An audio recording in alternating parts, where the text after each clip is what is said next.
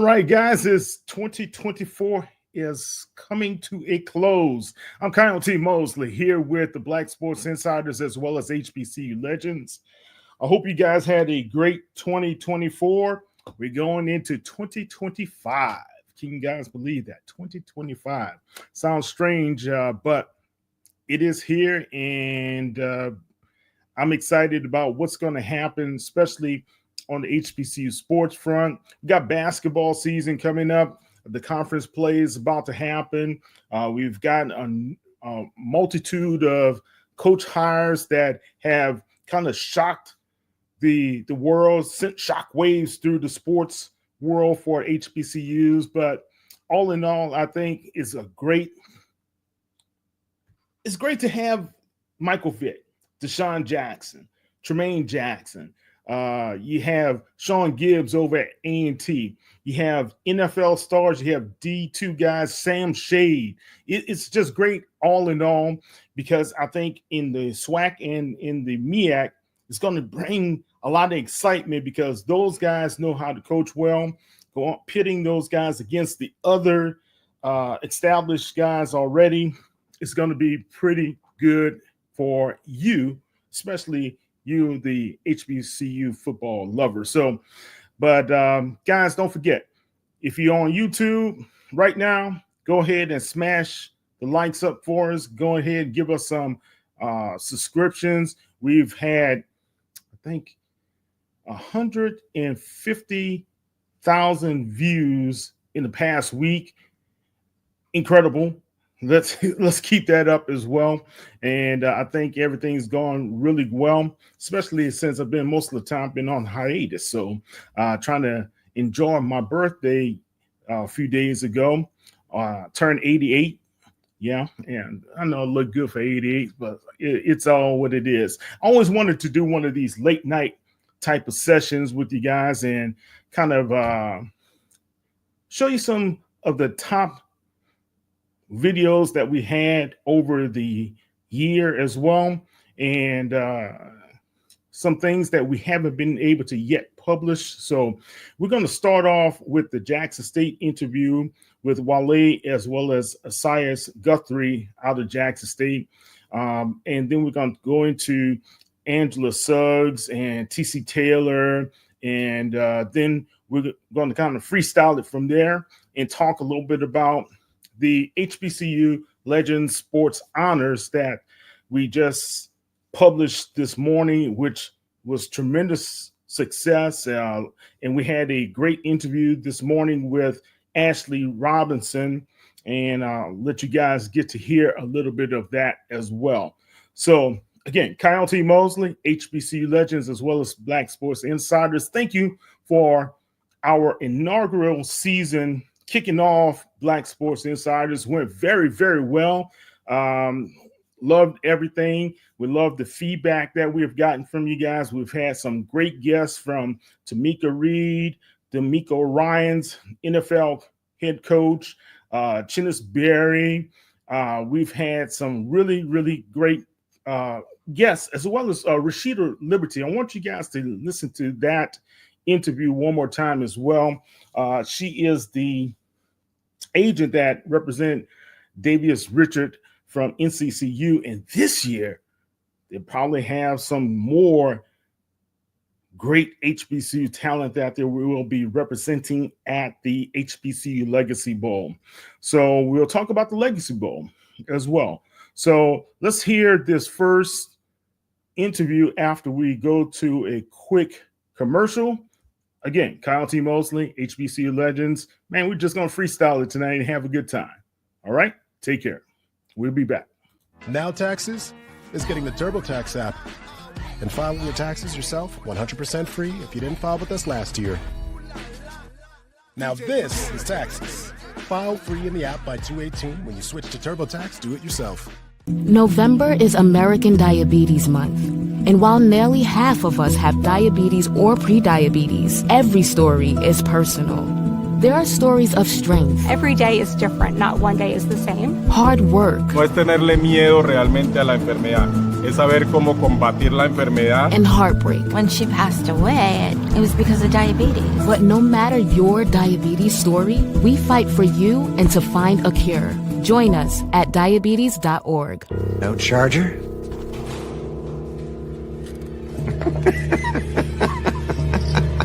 It's a Mac. The battery lasts all day. See you next week. And filing your taxes yourself, 100% free if you didn't file with us last year. Pay $0 when you file by 2/18. All tax forms, all 100% free. Now this is taxes. File free in the app by 2/18. When you switch to TurboTax, do it yourself. Happy birthday, Dad. Happy birthday. I got you something. We said no gift. We had to get you something. Thank you, honey. I got you this. Did you do this yourself? Yeah, I had a great teacher. Happy birthday. I love you too. Love you. Thank you. This is from me Oh. to you.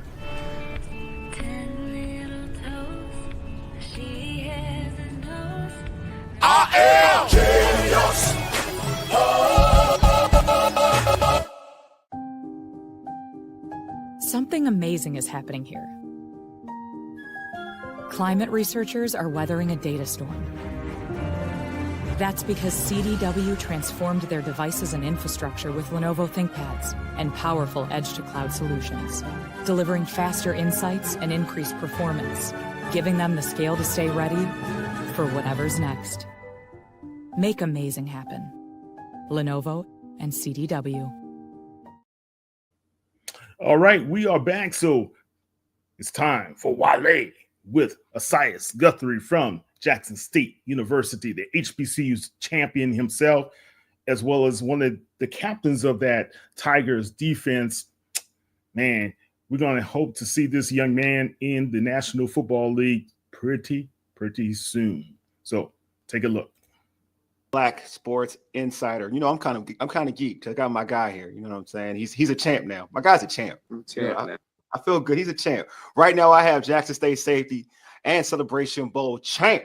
Asias Guthrie, aka X, with me. What's going on, X? What's up, man? How you doing? How's it feel, man? You a champ? How I feel, bro? It feels surreal. Honestly, it's been too much, but it feels amazing.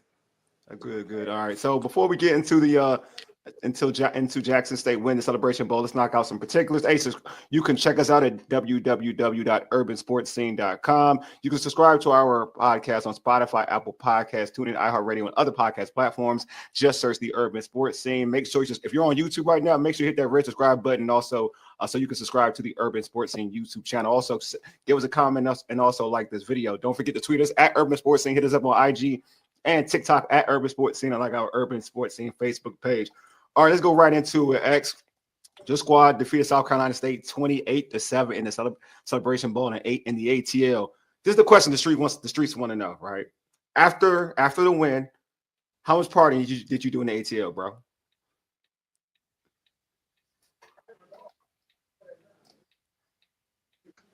I ain't do much party in the ATL. I did stay in Atlanta. I stayed the night. You hear me? I hear you. Yeah, I stayed. All right, I stayed the night out in Atlanta, real quick, but nothing too crazy. I just went to a little spot with some family and some friends. I was tired though. It was an early game. It was 12, which is really 11 our time. So we had to get up crazy early, get everything ready to go. Everything was on a crazy time. So I was up at like 6:30. And the game at 12 and at around 3:30 or 4-ish. So yeah, I mean it was a full day for me. Good. Okay. All right. Listen, the one thing I'll say about you, you're very mature, bro. I said this to you initially when we first met you. You're a very mature young man. Because I ain't gonna lie, if it was me in my early 20s, I don't know what I would have done. Well, no, don't get me wrong though. I did when I was one of the only people who stayed in Atlanta, so the rest of the team went back, and some people went home. But when I got back, I think Sunday, I had planned something real quick with one of the clubs out here that so we could celebrate. So I could treat my guys, and then we actually had a trophy in there and everything like that. It was pretty dope. Good. You got to enjoy the experience, man. Such a great experience to be real with you. So like I mentioned, 28-7, you all dominated Celebration Bowl. Not just win, y'all dominated. It seemed like Coach Taylor had you guys amazingly prepared for what South Carolina State had to offer. How was practice and for prepping for this game? How was that work? How was that practice week for you all? It's Saturday, and it had to be on a flight that following Wednesday to get to Atlanta. So when we prepped for South Carolina State, we actually were prepping for we prepped for Southern for the SWAC championship. While we were prepping for Southern, we was also prepping for South Carolina State, just knowing that we was going to make it, no matter what. So we kind of prepped for both teams in 1 week, and then the following week after the Celebration Bowl. After the SWAC championship, that was more so like a mental week, just sharpening up on what we already knew about the team. So, and what would you say, like in terms of Coach Taylor, how much like appreciation and respect, and also how much like acknowledgement should folks give him for like the job he did this season, and especially the Celebration Bowl?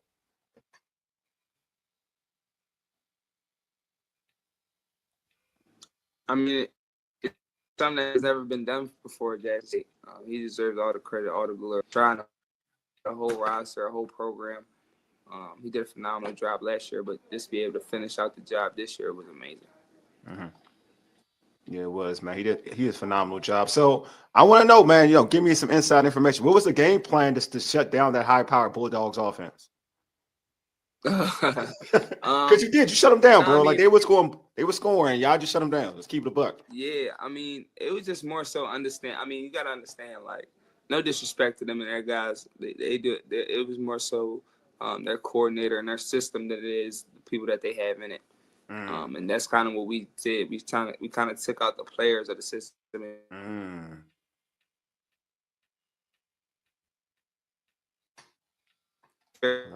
No, I thought we were glitching a little bit. What did you just say?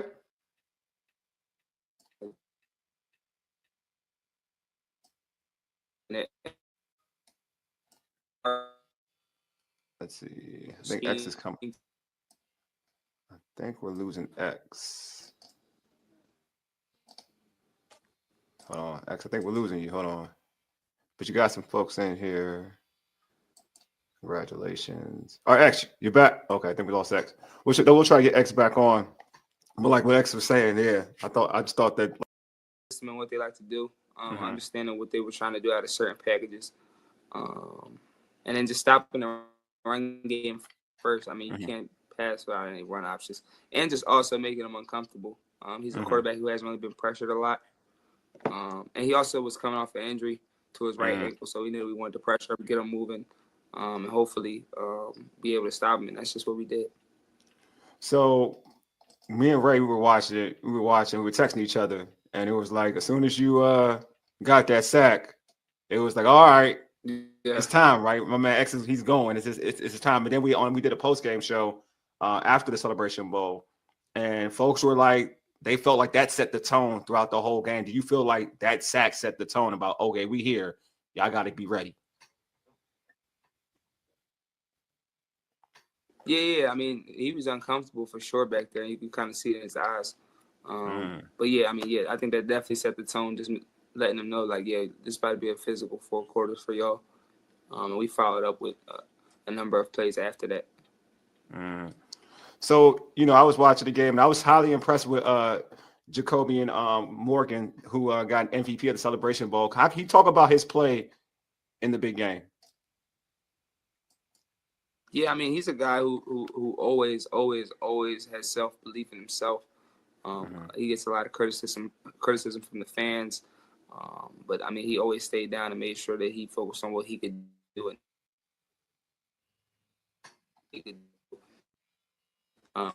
He's actually the guy that won the game for us, only on the run game for sure.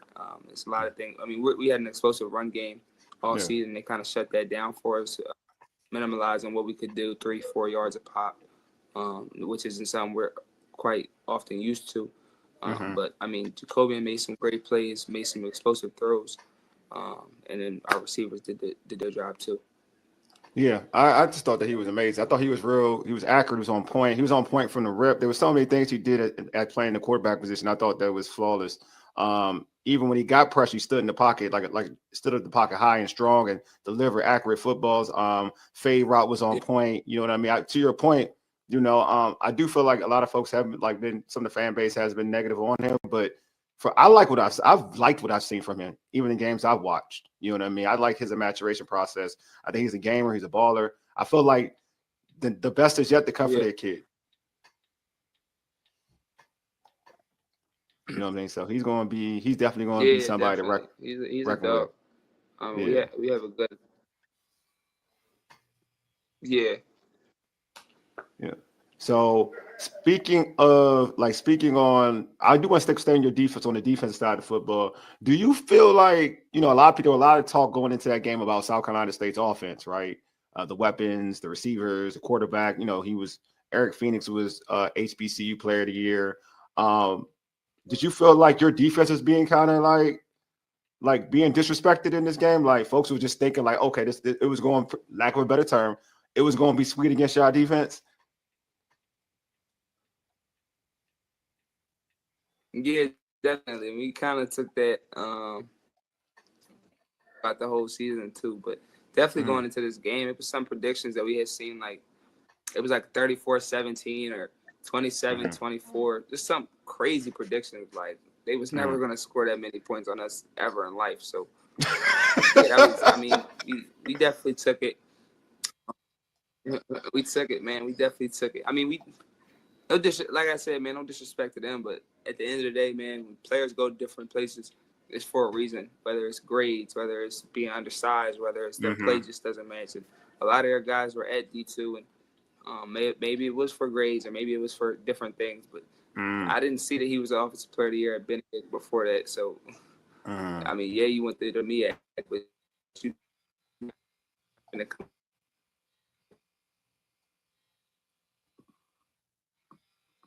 Oh man, I lost my guy. All right, yeah, X. I think I lost you this time. I think I did lose you this time. You lost me again? Yeah. Do you want to switch over the phone? It's gonna be real. Like we got like 10 more minutes, 5 more minutes. There's more incentive to kind of like tell your. Yeah. I got a flag at the end of the game for saying something too. I was over it though, man. I'm like, who cares? I know, right? I mean, it was an emotional game, bro. Real talk, it was an emotional game. But yeah, I saw you. Your energy was definitely, you were on one. I love it though, man. I love it.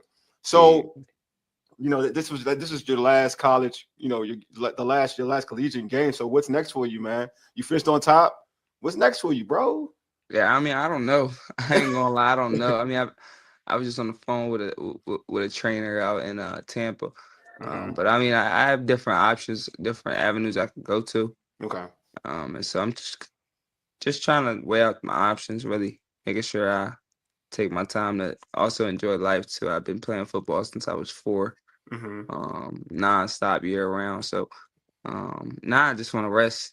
I just want to rest, man. I've been at this. I mean, we've been at this since January. Had a little break and then came back in the summertime and been at it nonstop. So my body's beating up. I'm not gonna lie to you. But it's for a good cause, though. Definitely a good cause, bro. Definitely a good cause. Definitely a good cause.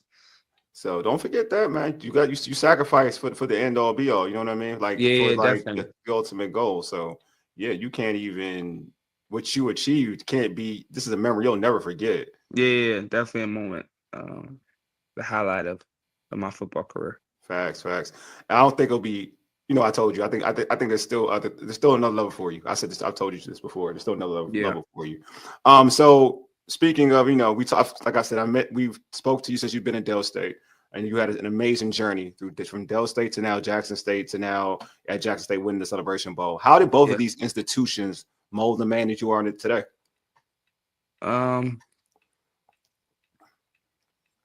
They both had their own little thing, little handprint on me. From coming from Delaware State, just being a Delaware homegrown kid, kind of seeing that part of it, kind of going through the MEAC, being the last team, the last seeded guy, being able to knowing that you have a good team, but also losing games you probably shouldn't lose, or winning games you probably shouldn't win as well at that level, and then being able to come over here and just see it on a whole new scale.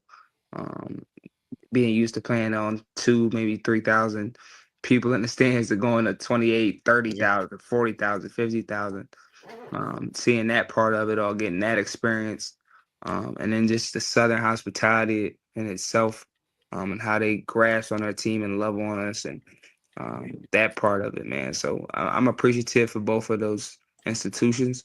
I still consider myself a Delaware State alum. Even though I didn't formally graduate there, I did 3 years, 3.5 years there, and that's home for me at the end of the day. You are like you're both. Let's keep you're both. Like you did enough good over there. Yeah, I feel like I did. Yeah, bro. Like you put in work there too. I like to say so. Some people would say otherwise. I don't know. But, nah, you got both. You got both. When you put up like the numbers you put up, like in terms of even the HBCU circles, like you rated like one of the best like DBs in all of HBCU football. Then you go over here in Jackson State and you put in work. No. I will say this though, and just no shot on Dale State. I think Dale State's a great institution. It's not a shot on them, but to like having like the content from what you did in Dale State, and you did all right. Like your content in Dale State did all right too. But in terms of like the support, I don't know if it's it's the alum and the student body there. Jackson State shows you so much love, bro. It's not even funny. Nah, they do though. They do love me, man. I love them too. But it's not a knock on Dale State. I'm not knocking. I'm just keep. Nah, I'm knocking them. Like when you see it, like the love is thorough. Like it is. The love is thorough. Texas, welcome to Jackson, Mississippi. Yeah, you guys. I'm gonna lie.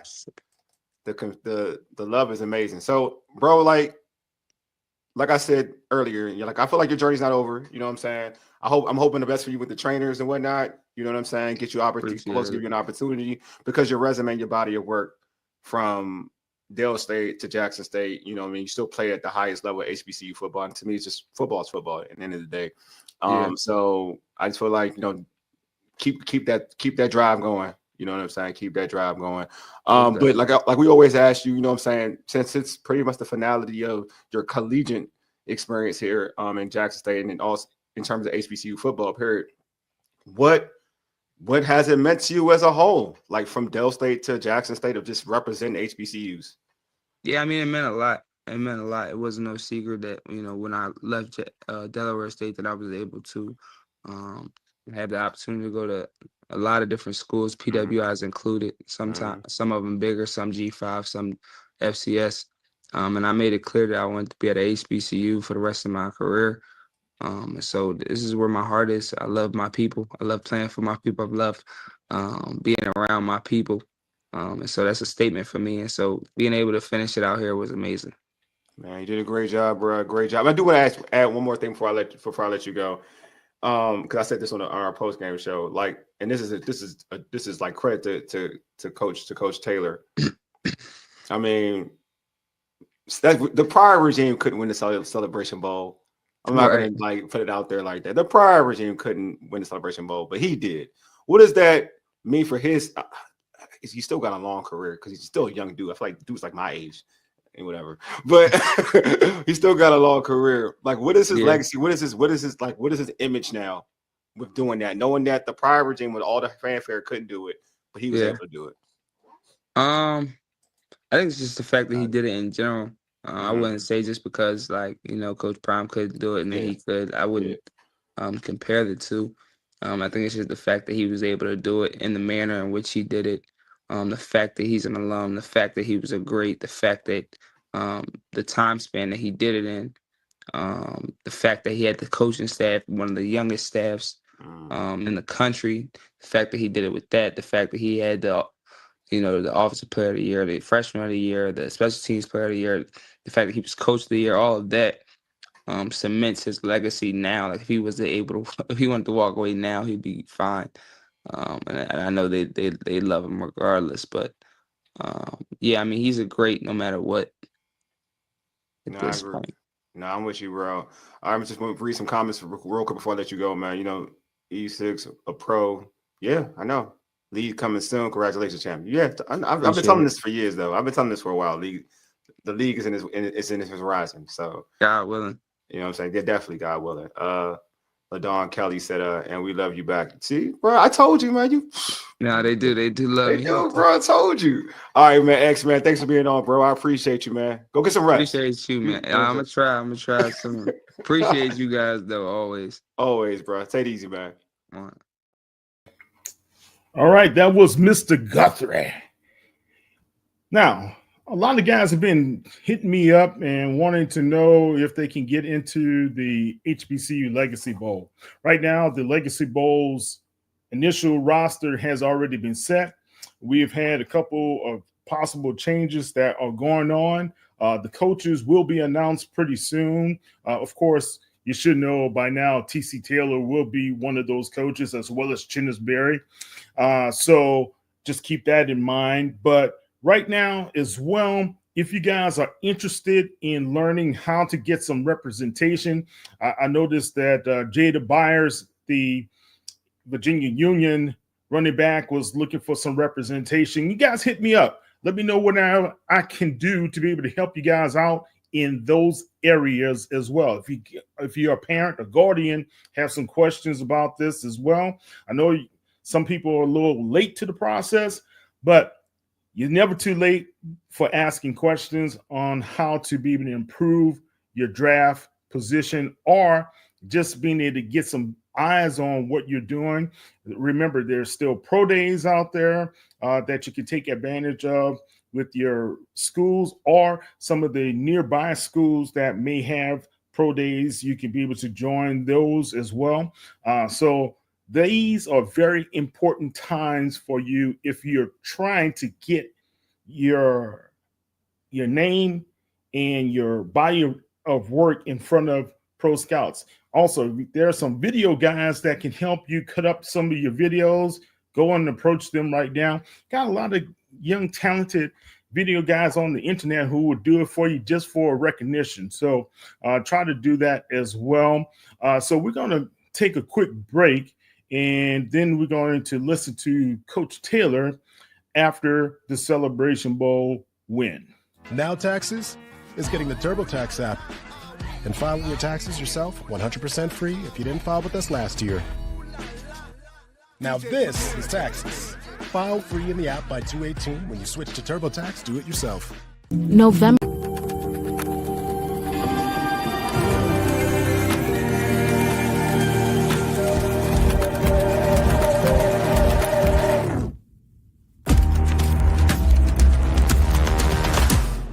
So I trust everyone's read the prospectus. Mm-hmm. Lance?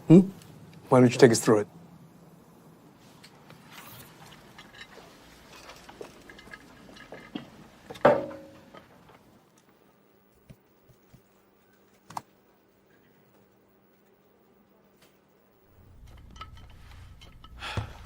Let's get into the prospectus.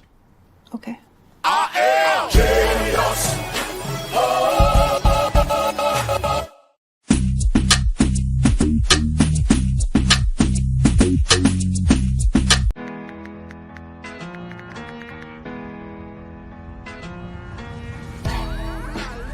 Now Taxes is getting the TurboTax app and filing your taxes yourself 100% free if you didn't file with us last year. Pay $0 when you file by 2/18.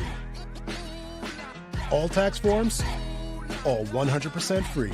Now this is Taxes. File free in the app by 2/18 when you switch to TurboTax Do It Yourself. To the inconsiderate monster who has been stealing my pudding, I hope your conscience eats at you as you have eaten my pudding. Bring my pudding back. I wish you the worst, Dale.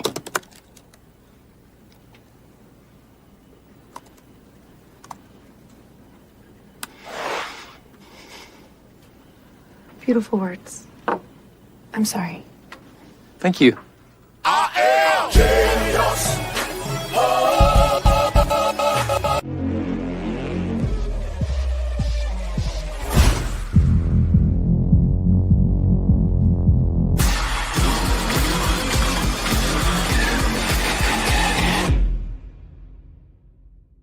Now Taxes is getting the TurboTax app and filing your taxes yourself 100% free if you didn't file with us last year.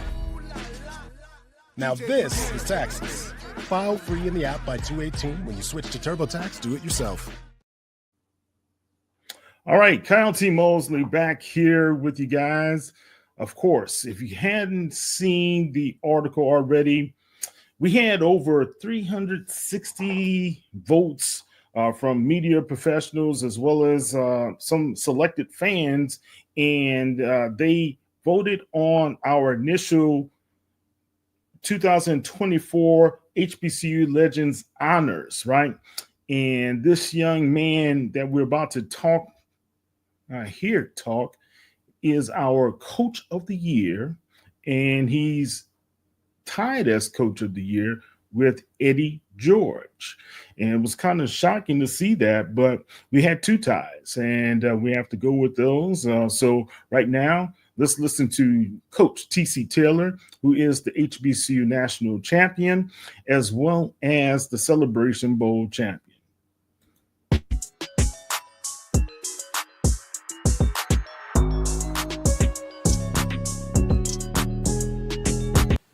Offensive standpoint going into this game? We talked about controlling the trenches. I challenged the offensive line today in our walkthroughs before we left the hotel. I challenged Herb Mulligan, and I just been on Jacoby about staying level throughout this whole deal today, and they went out there and executed their butts off.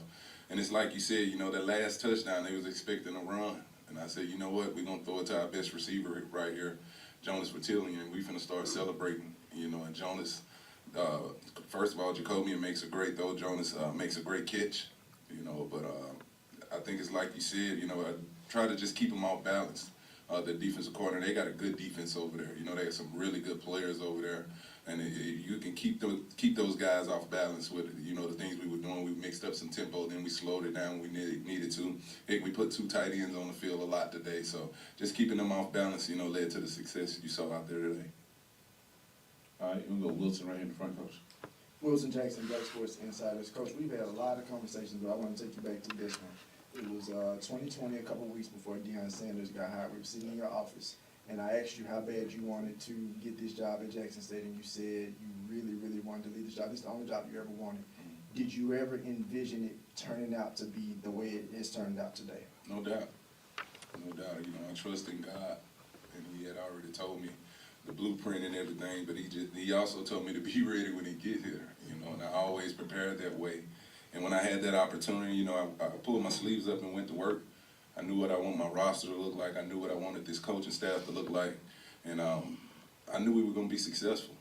I wanted this moment. I knew this moment was going to happen. Kind of wanted it last year. But I had to. We played solid, 7-4. But I knew one more signing class we were going to be we had the opportunity to be really good. And those guys came in here and changed the culture, believed in me, had a lot of turnover with the coaching staff after the first year. They came in here and bought into the culture, and I said, we're going to work our butts off because we were going to get to this moment. All right, we'll go to the young lady in the pink in the back. Congrats, Coach Mercer Stubbs, 16 WAPT down in Jackson. I was watching your face or your reaction when you was raising that trophy. You looked like you were in awe. Just talk about what it means to have the confetti falling on you this time. Yeah, when I raised the trophy up, they were kind of late with the confetti. That's what I've been waiting on. I'm like, come on now, that's what I've been seeing everybody in previous years getting their confetti while they raised that trophy. You're going to give me the confetti today, but it felt great. It felt great. It was some great moments out there today. I think the one that kind of blew me away when I hear the crowd hollering my name, like, good gracious, that was unbelievable. That's a moment I'll never forget. But to get on that stage, I've been waiting a long time to get on that stage and hoist that trophy up, and it was an unbelievable feeling. All right, go David. Coach in the back on the center here. Congratulations. Thank you. Been a pleasure covering the team on this journey. Done a great job. Thank you very much. Just two quick thoughts for you. Number one, why was this team able to finish the job? We've seen Jackson State here 3 of the past 4 years. Mm-hmm. Why this year's team?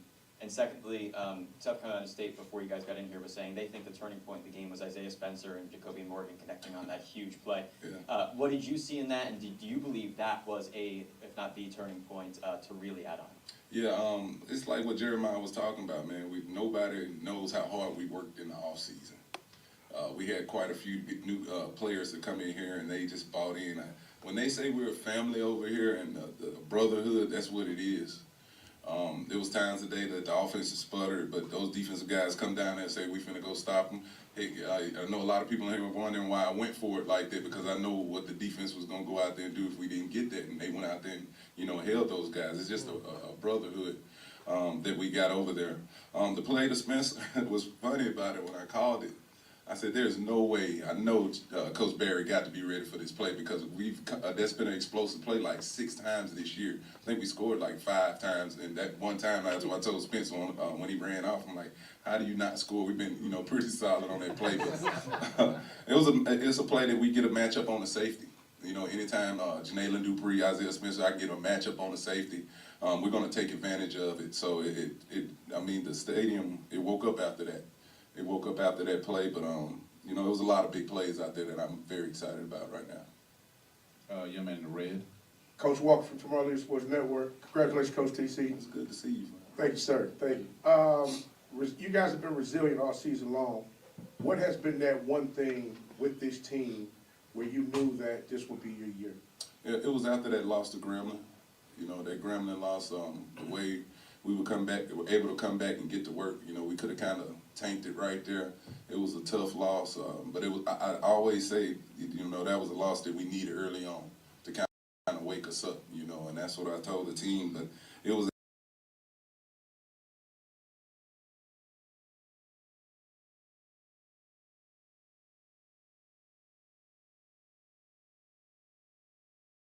Hey, Coach Kobe, you're with the Blitz City Podcast. Congratulations, Coach. I'm Coach. So Eric Phoenix has been very electric for South Carolina State all year. What did you see on film that helped you come up with the game plan to keep him in check today? Let me say this about Eric Phoenix. He is a really good quarterback. We talked to him before he made the decision to go to South Carolina State. We did get him on the phone, but it was all about a fit. But we did speak to him, but he can play the game. But so can our D-line. Those guys really did a good job of getting after him, moving him out of the pocket and making him do some things he didn't want to do. And then this is what I told him. I said, when you get a chance to get him to the ground, make it violent. He got to get back up and go back out there and make the play. But he is a really good quarterback, that I do think a lot of that can go out there and make plays. They're not playing here today without Eric Phoenix. In the back row, Coach. Coach, back here in the middle. Coach, this is a stage that this school and your team has been on. I'm sorry, we do name and affiliation before we Oh, ask sorry. Reggie Chapman, 11 Live TV here in Atlanta. Coach, this is a stage your team has been on the last couple of years. Just can you speak to this experience for your guys, how important this game is for HBCU athletics and the stage that's been created to showcase what this game is like on the national stage? Yeah, it's huge. Anytime you got an opportunity to play for a national championship and lead your program out there, it's exposure for your schools, both schools. And I'm pretty sure I hadn't heard the numbers, but I know a lot of people watched. I looked up one time that the stadium got pretty packed at one point. It kind of caught me off guard, just hearing that roar. But the exposure is everything right now for the HBCU brand. And we got to continue to push that brand and continue to go out there and do things the right way and play good football. Play good football because everybody is watching. So we got to take advantage of these opportunities when you get on ABC television. Right. Timona Stapleton, She Loves the Podcast. How you doing? Good. Congratulations, Coach TC. Thank you. An incredible 12-2 season in just your second year at the helm. What does the future of the TC Taylor era? Go ahead. You got it. Okay. TC Taylor era at Jackson State look like, and what are the key factors you believe will sustain and build on this momentum in the years to come? The future right now, I'm going to get some rest. I am tired. This has been a long year. It's early right now. We'll get back to Jackson, and perfect time for me to get on the corner of that couch and just relax. But we're going to hit the ground running. If you guys hadn't seen right now, we're doing a heck of a job recruiting. We got some really good players to join these guys that went out there today, but we got to get to recruiting and try to get back here next year. That's the plan right now. So we'll get back in the next week. I'm going to probably meet with the team real briefly tomorrow, get with the coaches, and we're going to hit the ground, finish this recruiting class. We're about done with it, so we got to continue to build. I know other teams, in our conference, in the MEAC, they're going to be recruiting. They're going to get better, and we're at the top right now. So everybody's going to want to be out there, get after us, So I got to roll these sleeves up, shake it off, get a little nap here and there, and then get back to work. All right, we'll go up front right here. I'm sorry. Charles Bishop, Dr. Fields, That's inside. Chuck. How you doing, Coach? What's up, man? Inside the HBCU Sports Lab. And I wanted, you mentioned the HBCU brand.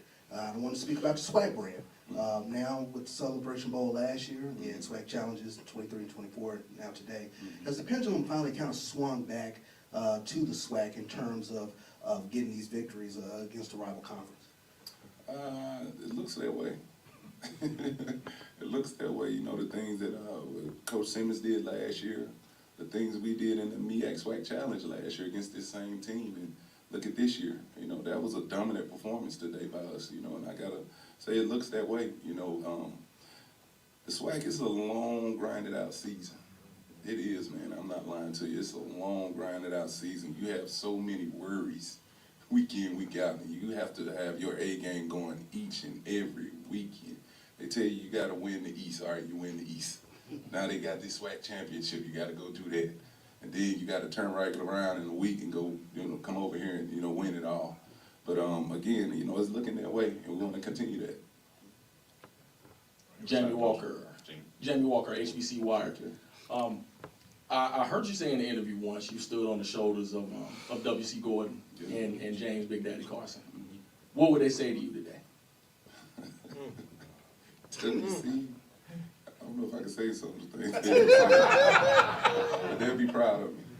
I know they'd be proud of me. Like I said, there's two great former coaches here at Jackson State, and they'd say you did it the right way. You did it the right way, you built it the right way, and you went out there and got it done. Front row right here, Coach, front left.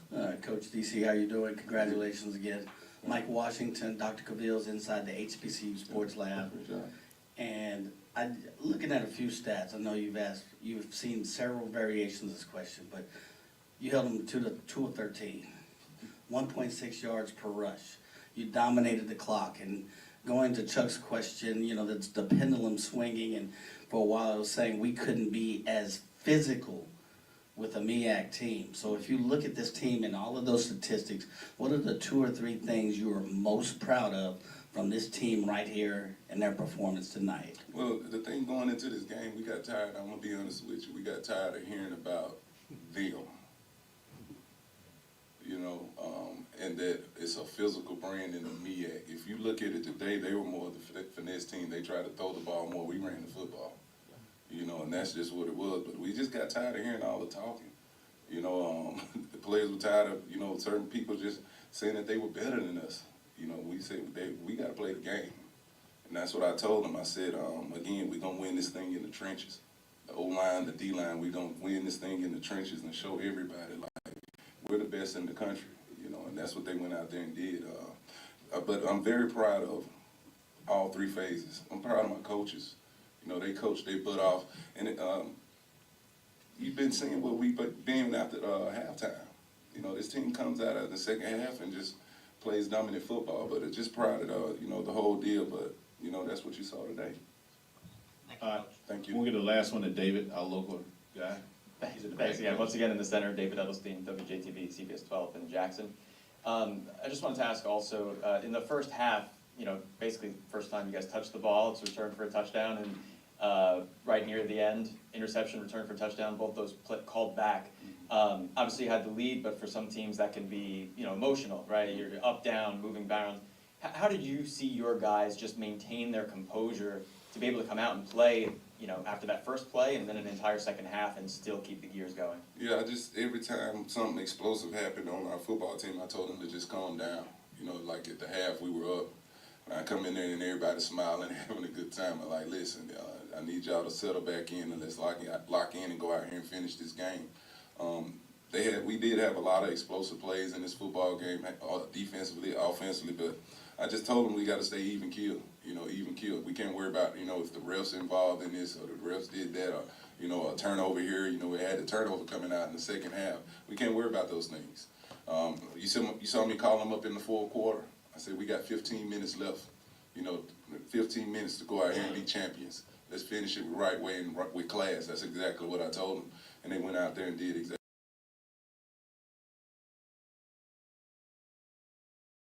Out the attic. I gotta go up in that attic. And this was messed up. She been on me about it, Mom. She got about 4 Christmas trees. So. But I gotta go up in that attic before we miss Christmas. I think it's a few days before Christmas right now. So she's been working with me because the task at hand. But I gotta go get up in that attic and get that tree down, ornaments and all. All right, Coach. Again, congratulations. Thank y'all for being here.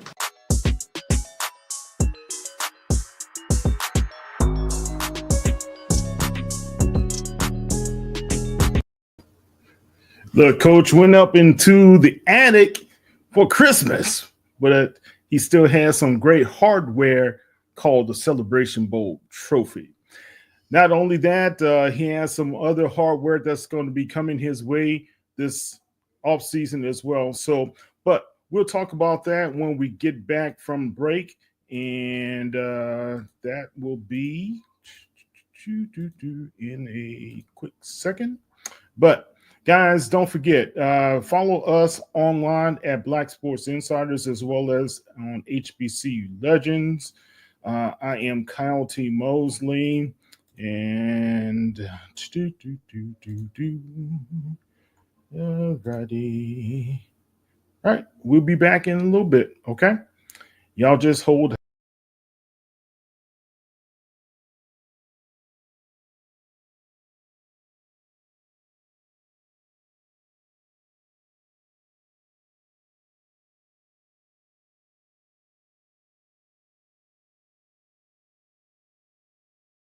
Feels really good. Feels really good. I was here last year, of course, as a fan, but also just here because, of course, everyone knows that we are the reigning Celebration Bowl champions. So we're here as a champion for sure. Now, talk about that. You talk about being a fan. That's a catapult. That's a jump from a fan to being the AD. Talk about that difference and how that feels to go from fan to AD. Well, even coming into Radio Row today, as I saw Michelle Jinks and she grabbed me to bring me in, I said, that's right, I am the AD. Because I have to pinch myself sometimes because I've been a Rattler all my life. Born in FAMU's hospital, FAMU lab school, K through 12. And then went to Florida A&M for my undergraduate degree. Even worked in the athletics department from 2009 to 17. But it's good to be back, and it's been a great 60-some-odd days. So I guess it's like the saying, Rattler born, Rattler bred. When you die, you're going to be Rattler dead. So what have some of the experiences been for you so far at Celebration Bowl? Sure. We had our conference meeting this morning, so it was great to be in a room full of such great minds, right? As we look at what's next and what's new and what's coming for the landscape of Division I athletics at the FCS level as well. And how then do we pull these collective thoughts together to move our institutions forward? So great conversation this morning, great energy. It's good to be in a room that we can enhance and continue to expand the student-athlete experience, but also the fan experience, right? We want to produce some of the best entertainment options through sport that we can in college sports, right there across all of our sports. And so we want to grow attendance. We want to grow opportunities for our student-athletes. We want to grow participation both from the fans as well as our opportunities to go onto those championship levels across the board. We want to increase awareness, right? Make people more aware of everything that we have to offer, from our sporting events to also the successes that our student athletes are having off the field and in the classroom as well. And then all of that is linked to resource and resource optimization and generating, again, those resources to grow our opportunities. And before I turn it over to Cal, I'm gonna say shout out to the volleyball team. That's right. They just done their thing. So how proud are you of the volleyball team? Super proud of them. Definitely a championship culture that exists across our teams, and volleyball definitely being one of them. It was a great opportunity. Now, we did get we drew the number one seed, right? It was drawn for us. That's where we went in. But to have those young ladies to be able to go to Nebraska, where, of course, it is a storic program, looking at success. They sell out 16,000 people for every volleyball game. There's a wait list for volleyball season tickets. They have the Guinness World Record in terms of 90,000 people coming to watch a volleyball game. And for our young ladies to be able to experience that and even hang in there with them in that third set is truly something that will be memorable for us all, especially them. And what are some of your first things to do next season? I know you came in the middle of the season. Right. What are some of those first things you need to accomplish after the summer break? Sure, and so as we, again, continue to talk about resources, because that's what it's going to take, what we want to do is look at a multi-year plan and to develop that together with my colleagues, the vice presidents across the division, as we look at, because it's not the athletics department, it's the FAMU athletics department, and how as a team we can look at what we want our budget to be 3 years from now, 5 years from now, and how what we do in FY25 impacts how we show ourselves in FY28. How our successes that we had this year from looking at corporate sponsorships and other partnerships, how we then take that and align it to then show our growth as we move forward. The challenge has been for you, other athletic directors, coaches as well, NIL. Everybody's talking NIL. Sure. And you talk about the corporate sponsorships. Will that be a part of the experience or the resources that you need to have coming into your department? Sure. NIL in that space, right? But also just the student athlete experience in general.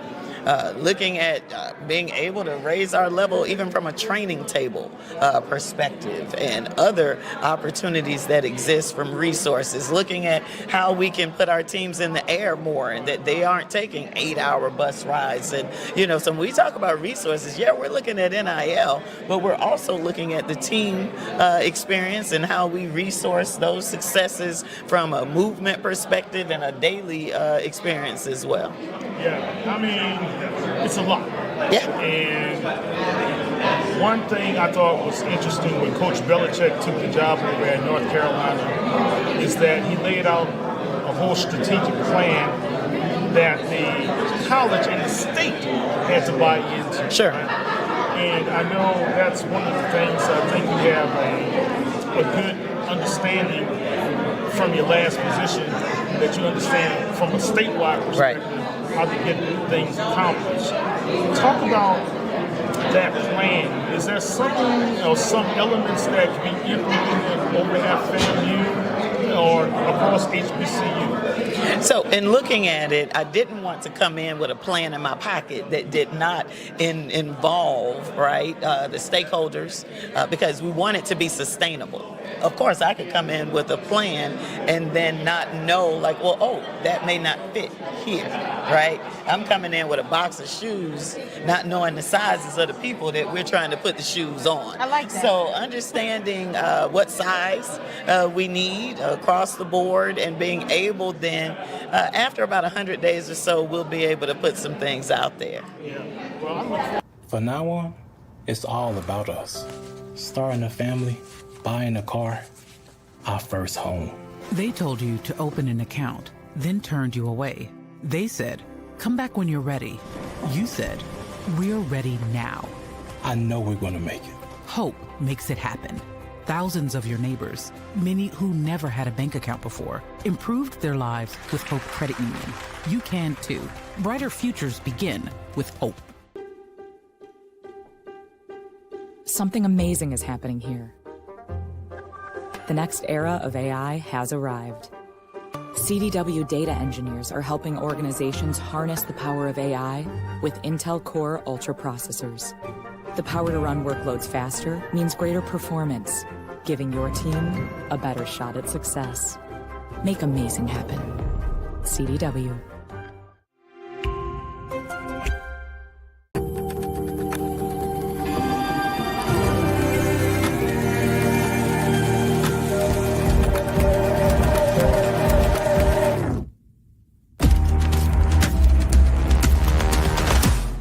Happy birthday, Dad. Happy birthday. I got you something. We said no gift. We had to get you something. Thank you, honey. I got you this. Did you do this yourself? Yeah, I had a great teacher. Happy birthday. I love you. I love you too. Love you. Thank you. This is from me to you.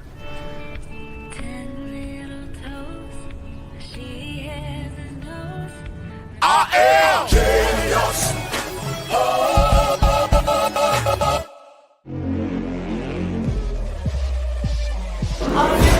We standing here with a legend.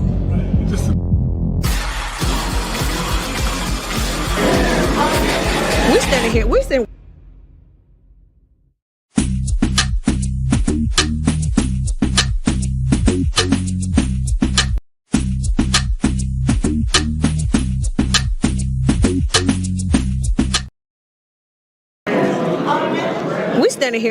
a legend. Just another pretty face. Just another pretty face. Just another pretty face. Robert Brazile, aka Dr. Doom from Jackson State University. How does it feel to be here at the Celebration Bowl? First of all, you have to give honor where honor's due. I feel honored to be here because of the things I've been through in my life. And I'm here for a reason, for Jackson State to win. Wherever Jackson State goes, I want to be there to support them. I know I have my own accolades, but I don't have this one. I don't have the Celebrity Bowl win, which is going to come tomorrow. And so, did you catch the SWAC championship last week? Yes, I was there. I left at halftime. I knew what we was going to do. But I had to get to Mobile, pack up to get to Atlanta this weekend. Yeah, I'm going to let him have that because I'm a Southern Jaguar. So I was down. I stayed off. I paid for those. Y'all know y'all couldn't come up in Jackson and do no damage.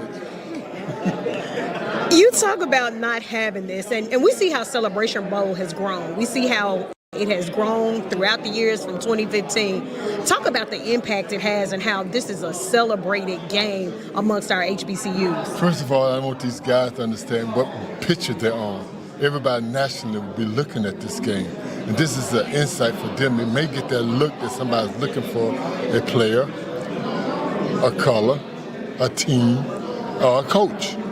So when we get this type of exposure nationally, come on, man, I want everybody to show good. I want Jackson to show better. Are you going to show up with some words of inspiration for this team? I'm going to walk in there with my gold jacket on to let them know that's where you're going. If you're headed that way, I'm waiting on you. It's a place in Canton for you if you want it. You know, all the hard work that I put through my career, but it started primarily at Jackson State. Now, we're not going to see you out there trying to strap up and put on no. What do you see? I see a hungry defense. I mean, you got to applaud TC. You know, they came to Mobile, and I've watched them over the years grow. I saw these kids grow from babies to men. And I told them, and I keep telling people, I don't have no magic word to give you, to inspire you, to make you better. But when you find that word, it's only simple. All you got to do is win. My magic word is winning. You got to win and win hard every game. What about what poses a threat to the South Carolina State defense? Is it more Morgan, Herb Mulligan, Portillion, or is it the whole offense? Now you're talking Jackson State football. We're talking team football. That's right. I love what TC putting in these guys. It's not an I thing. It's not I can do this. And, you know, me and Walter went through that, you know, Walter Payton. I said, no, it's still Jackson State, Walter. It's not all about Robert Brazile and Walter Payton. It's about us playing as team members, making that complete sacrifice to make everything work good for us as a team. Gotcha. Are you excited about the fact that we're talking more on the national level and not including Coach Prime in that? You know, we can always pat Coach Prime on the back for bringing us back again, because like I told him when we first had our first meet, I said, Prime, you ain't did nothing in Walton did. We filled these stands. I mean, we got recognition, and me and Walter went out to all these bowl games. And they thought we was crazy, but I told Walter, it's about us showing what we got to showcase here to make everybody on the team get a shot. You know, I didn't know I was going to go number one in the draft. He didn't know, well, I kind of think he knew, but I didn't know. But the thing about that, when we got there, we practiced like we was first blood. I didn't know you don't know me. I tell everybody this still today, my mother at 92 would tell you, if I scrap up and go through Robert 5 or 6 hole, he'll knock the pep out of me. He would hit me, y'all, so don't mess with me when he buckle up. Mom will get you. Mom will get you. Look, man, we look at the NFL. Last year, we only had we had none to be drafted. We had one the year before Isaiah Bowie, right? And this year, you look at the talent across the board, and I was just speaking to Robert McDaniel. Yes. I think he's a great prospect.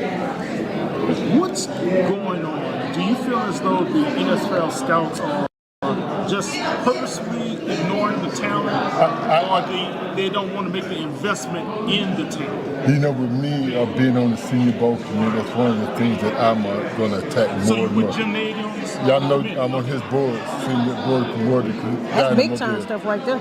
No, my dad's been there for years, but he's been on on the traveling committee. But they asked me to do it because I wanted Robert Brazile Sr. That was his donut. That was his dinner. That was his bowl game, and that's what it had nothing to do with me getting drafted. But they asked me to do it. I said, well, this is a stage that I could use to say, what about this guy here? What about that guy there? Give them a shot, scouts, and tell me why they're not there. Because they missed so many during the time when I was drafted. You know, we had 8 guys to go to the pros and start off of that Jackson State senior team that I was on. Ricky Young, John Tate, Walter Payton, Jackie Slater, all these guys was on that team. So there's so much more talent that's at the HBCU, but we got to take a chance at it. We got to give them a fast shot. Yeah.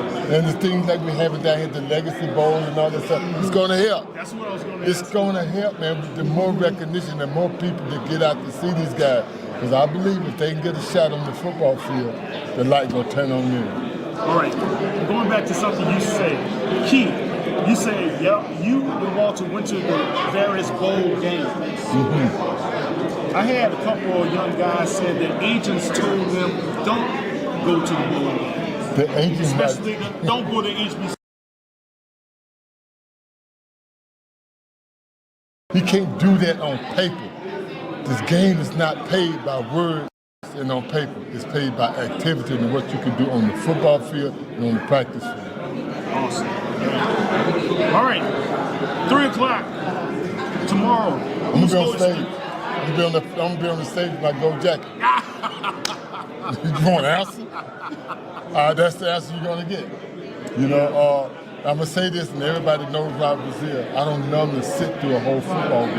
At halftime, I get a feeling, and I leave. But I got to sit because I'm having a gold jacket, and I want to celebrate with Coach TC at this first national championship. So that's the same feeling you had last week at halftime. That's why you left. Yes. Because you knew what was about to happen. Yes. You knew what was going to happen. Yes. I mean, you know, a lot of I can't tell you how to cook a homemade biscuit, but I can make one. I can't tell you how my peach cobbler is going to be good in yours or my gumbo, but when it comes to football, there's something in the gut. When I feel the national anthem and that first pop that I got, somebody out here ready to play football, or somebody's not ready to play. That's just something I did all my life. I'm 71, baby. So I'm going to just assume, Dr. Brazile, I'm just going to assume you're going for Jackson State. You don't have to assume. Cook me if blue just run out. This blue gonna run everywhere. Thank you so much. Thank you so much. And I want to thank y'all, man.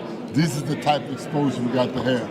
The more we can keep our people's name out there, the more we're doing all these positive things. And if anything that I could do, I can't read your mind. And if I'm not busy, it's a yes. So thank y'all again. Thank you. Thank you. That's Hall of Fame. Robert Brazil, Hall of Fame at 312. He's slim and trim, Kyle. He's slim and trim. That's an inspiration too. It is. Now Taxes is getting the TurboTax app and filing your taxes yourself 100% free if you didn't file with us last year. Now this is Taxes. File free in the app by 2/18 when you switch to TurboTax Do It Yourself. November is American Diabetes Month. And while nearly half of us have diabetes or prediabetes, every story is personal. There are stories of strength. Every day is different, not one day is the same. Hard work. No es tenerle miedo realmente a la enfermedad, es saber cómo combatir la enfermedad. And heartbreak. When she passed away, it was because of diabetes. But no matter your diabetes story, we fight for you and to find a cure. Join us at diabetes.org. No charger?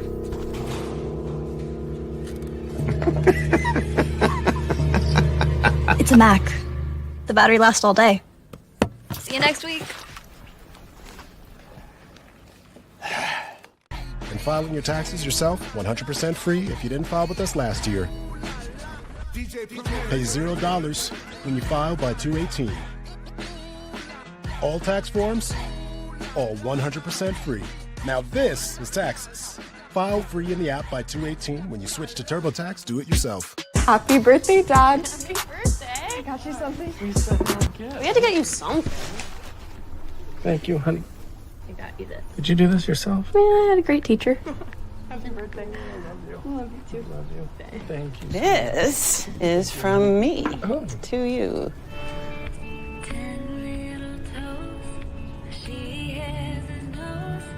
I am genius.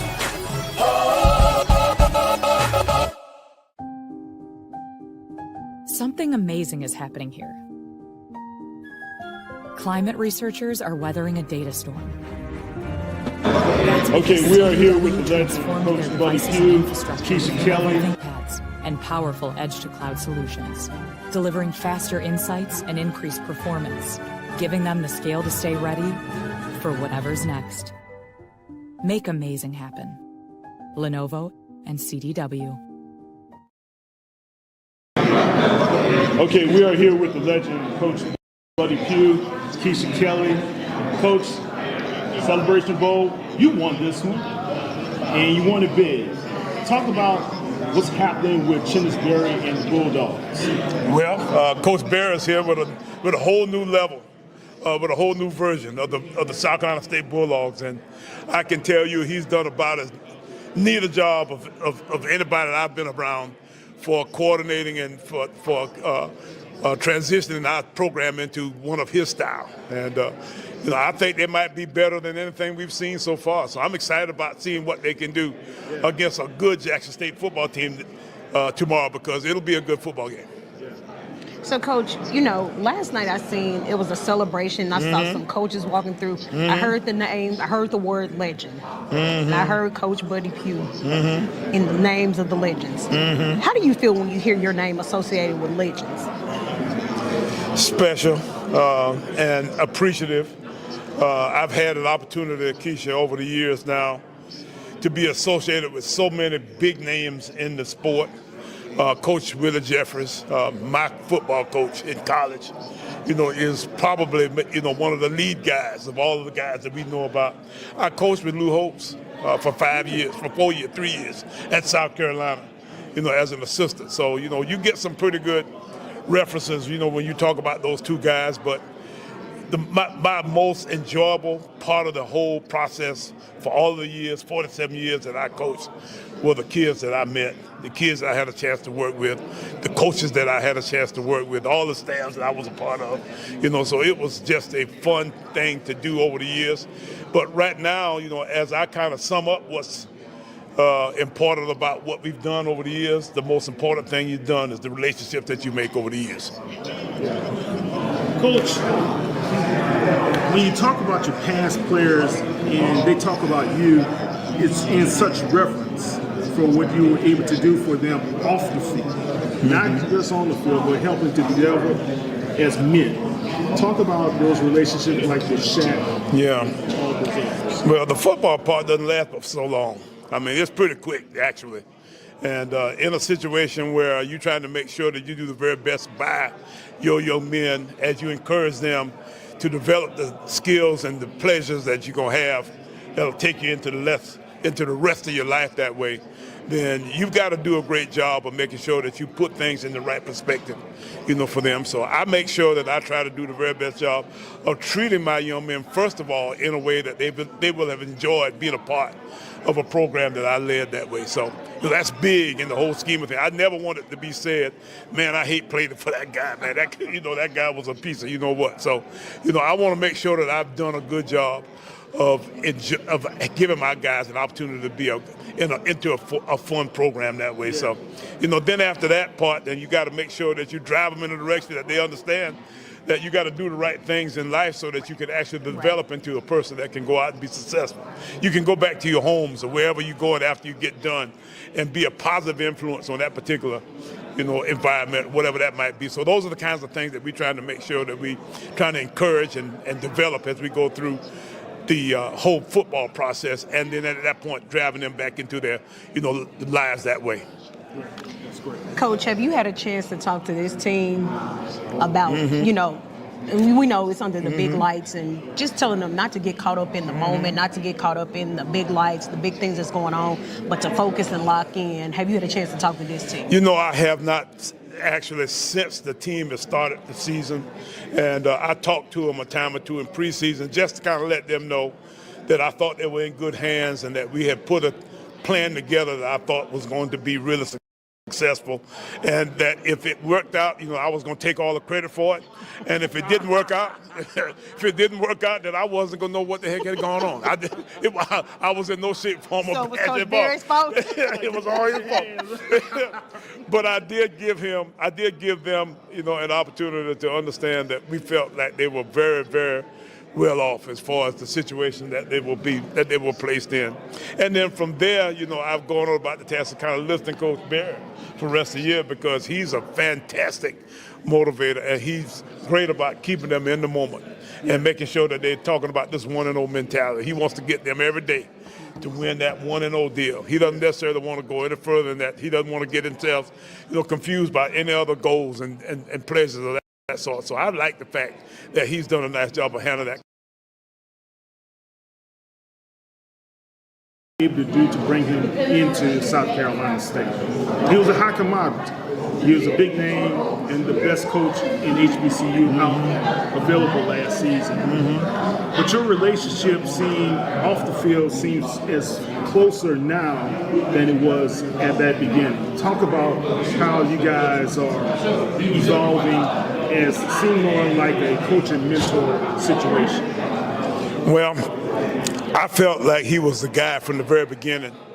And we had all these grand ideas about all these big name Deion Sanders type people that we thought would be the next guy at South Carolina State. But we had Coach Barry down a couple of times to speak to our touchdown club, and I had seen him in some other circumstances that I really thought, he did a nice job in, and that kind of stuff. So from the minute that I told them that I was retiring, I also told them that I wanted them to hire this guy, and that at that point, then that we would be, I thought, transitioning into not only a good situation but maybe a better one than what we had from previous years. So, I was all on board, and my president was kind of sitting there, kind of letting it happen a little bit, and he made me interim AD at that point to let me actually do the actual process of making the hire.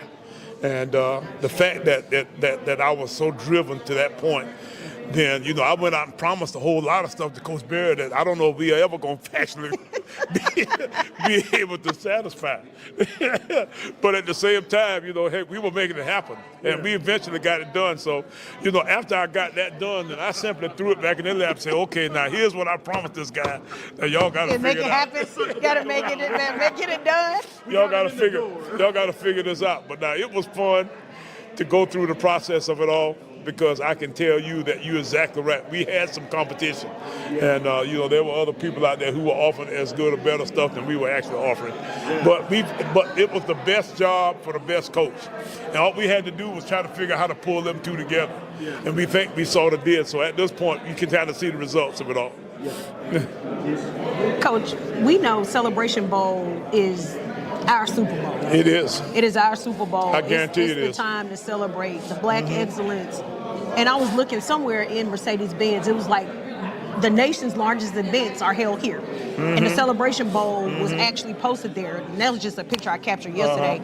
Proud moment. Talk about how important this actual bowl game is and how it's grown over the years. Well, first off, it's a property of ESPN, but it's owned by the SWAC and the MAC. Now, regardless how all of the different paperwork of the whole process of that is, I'm not exactly sure, but I can tell you that it is one of the most prideful and most memorable weekends of Black college existence.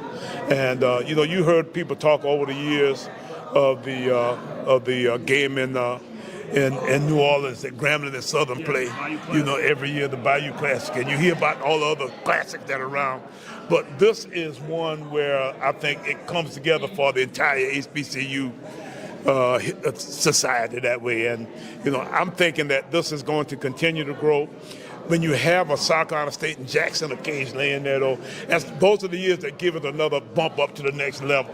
And so at this point now, we're hoping that we get maybe over to the 50,000 range or something of that nature because of the fact that, that we've had, instances where we've had those kind of, I think we were 47,000 the last time that we played. So, we're in a situation here that we've got a chance to develop something that can be special for years and years to come. And, if we can ever figure out how to get the MEAC a little bit farther along as far as numbers are concerned, we can find somebody really good to fit back in our league. Some of the schools maybe that left, I don't know exactly how to fit. The Tennessee State might be an idea, maybe some of those kind of, I don't know who. But I can tell you that if we can get our league back numbers-wise, because we've got enough schools, it's just that we just need a little more fan base to kind of make this thing really take off and go to the next level. If we can get that done, then I can tell you that we got a chance to have something that I think we'll be proud of forever and ever and ever. Well, Coach, you got a lot of pull. We know you can get it done. Well, go talk to those guys up there in Tennessee. Go to Nashville and see if we can make this happen. Let's hope we can do something. They got some issues going on up there right now that I think we could help them with a little bit. I think some of that kind of stuff traditionally would bring them back to a place where, they feel good about themselves again. And at that point, then I think we could maybe make this happen. So listen, I said, this is news to me now. Look, I'm just throwing that out there, some rumors and gossip. Okay. Is that right? Is that right? You want? Okay. You see how you throw it back on me? I'm glad to know that I got a chance to put this on somebody other than myself. Thank you. Thanks so much, Kyle. Coach, I remember this from your press conference, and I think you said something to this, like, I've been coaching for 20 plus something years myself. When people had you guys as the underdog facing Jackson State. And Vegas started out with this 11.5 point favorite for Jackson State over South Carolina State. What gives? Have they forgotten what you were able to do? So what's the spread this year? 11.5. It's this year right now. Right now. Oh, you got to be kidding me! I can't believe it. I need to hurry up and get out of here so I can put me a whole pile of money on that deal. You know what? I don't know. I can tell you that they build them big buildings out there because they got some pretty good ideas about stuff. So, and they got a lot of my blackjack money out there. I still hadn't gotten that. So I'm looking forward to seeing if we can maybe beat those odds again. I don't know if we can or not, but I don't think they can beat us by 11. I don't think they can. Yes. Okay. All right. One last thing. Yes, Kyle. 3 o'clock comes. Who's hoisting that trophy? I think it'll be us. Now, you know how that goes. I mean, I'm sitting here by just like you. I got nothing to do with this whole affair except for kind of sit there and be a fan. But I'm hoping it's us for sure. But I think it might be too. All right. Coach.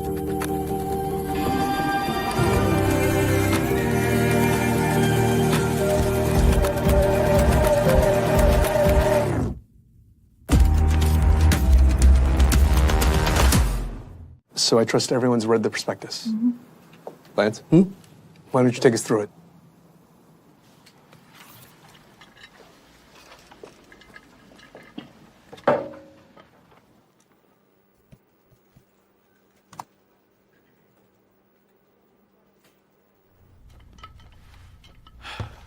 Let's get into the prospectus. Okay.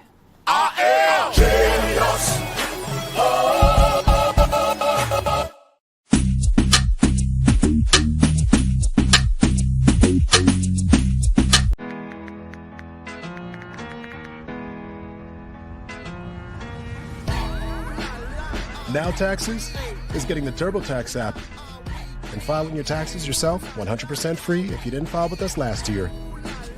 Pay $0 when you file by 2/18. All tax forms, all 100% free. Now this is taxes. File free in the app by 2/18. When you switch to TurboTax, do it yourself. To the inconsiderate monster who has been stealing my pudding, I hope your conscience eats at you as you have eaten my pudding. Bring my pudding back. I wish you the worst, Dale.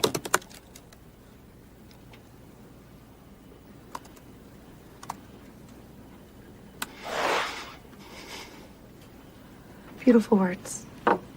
I'm sorry. Thank you.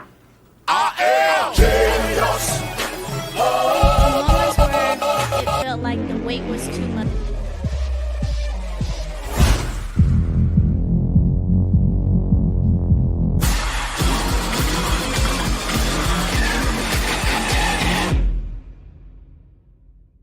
Now Taxes is getting the TurboTax app and filing your taxes yourself 100% free if you didn't file with us last year.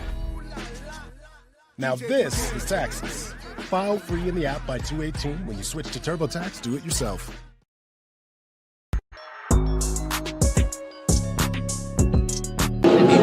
We're sitting here with the CEO of Red Lobster. I ain't gonna ask you for no cheddar biscuits, but we're gonna talk about what's going on here with Celebration Bowl. Okay. We know that you are the title sponsor for the Band of the Year Awards. How big is that? Yeah, it's amazing. You know, I think it's a big moment. Red Lobster's had an amazing relationship with Black America for a long time. And I'm excited to make it explicit, shine a spotlight on what these kids are doing, the excellence that's out there on the field, the work that these people put in, and we're excited to be here. So you look very excited, very happy. Yeah. What has it been like so far for you here at Celebration Bowl?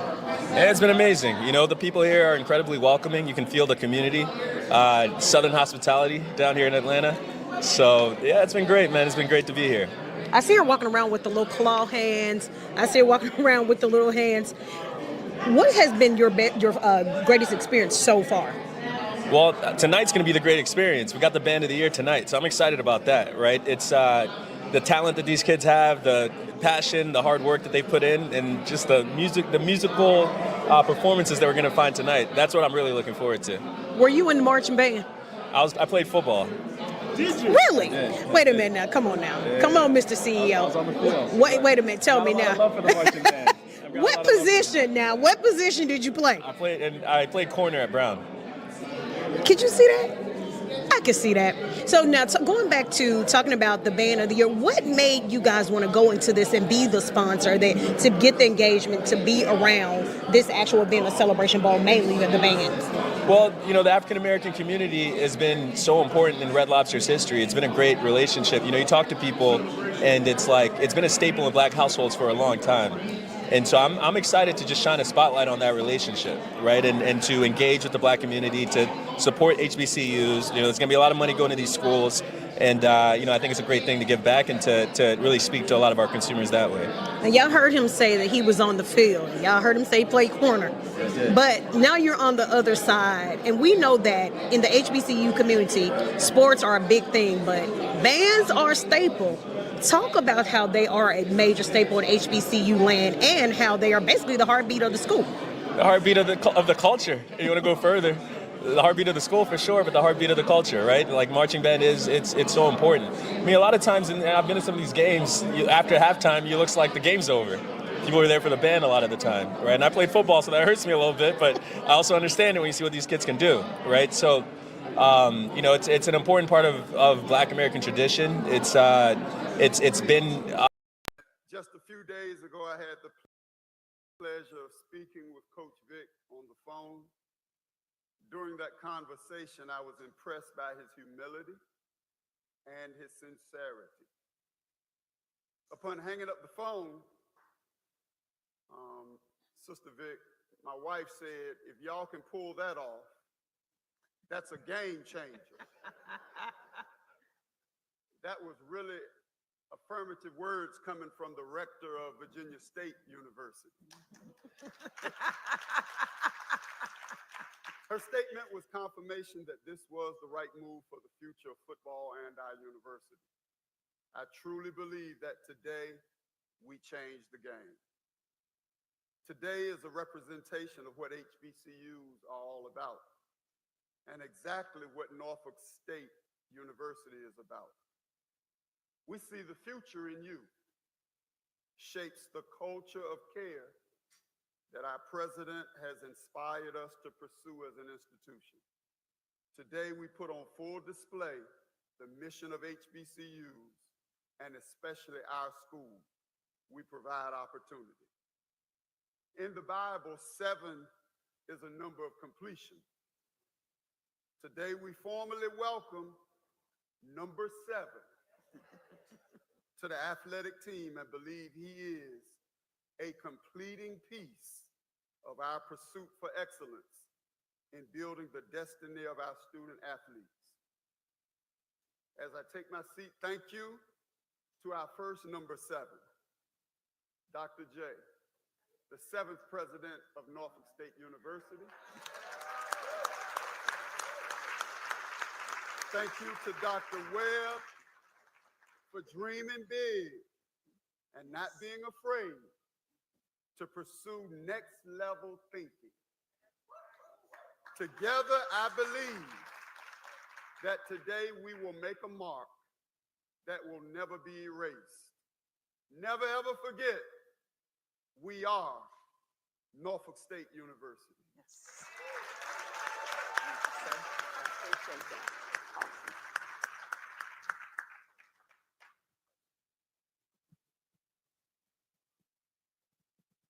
Well, good morning, everyone. Good morning. How's everybody feeling? Feeling all right, okay? This is a day of glory. This is a day of understanding that the Norfolk State University, on our trajectory for greatness, is in the house, and that those who are here with us are those who have said this trajectory of excellence and transformation matters. That's what we do here at Norfolk State University. Norfolk State University is a top tier, according to the U.S. News and World Report, HBCU in the land. It is a institution that is considered by the Department of Defense, an institution of excellence in the cybersecurity world. It is an institution that has done the work in order to ensure that our students are top-tier students, that they go out into the world and do amazing things. We have been here for almost 90 years, and we intend to stay doing great things. But right now, this transformation means that now is our time.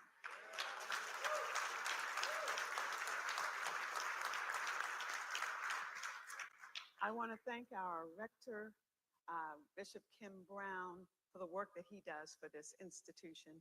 I want to thank all the members of our Board of Visitors. I always say to our staff and to our members, you know, none of these people get paid to do this. And they put a lot of time and energy in doing this. And I am so grateful and thankful that I have the best Board of Visitors in the country. Thank you so very much. I also just want to say a little bit about what it takes to make an engine run like Norfolk State. Come on. Well, now we introduce to you the athletics director here at Norfolk State University, the newly named Dr. Melody Webb. Thank you.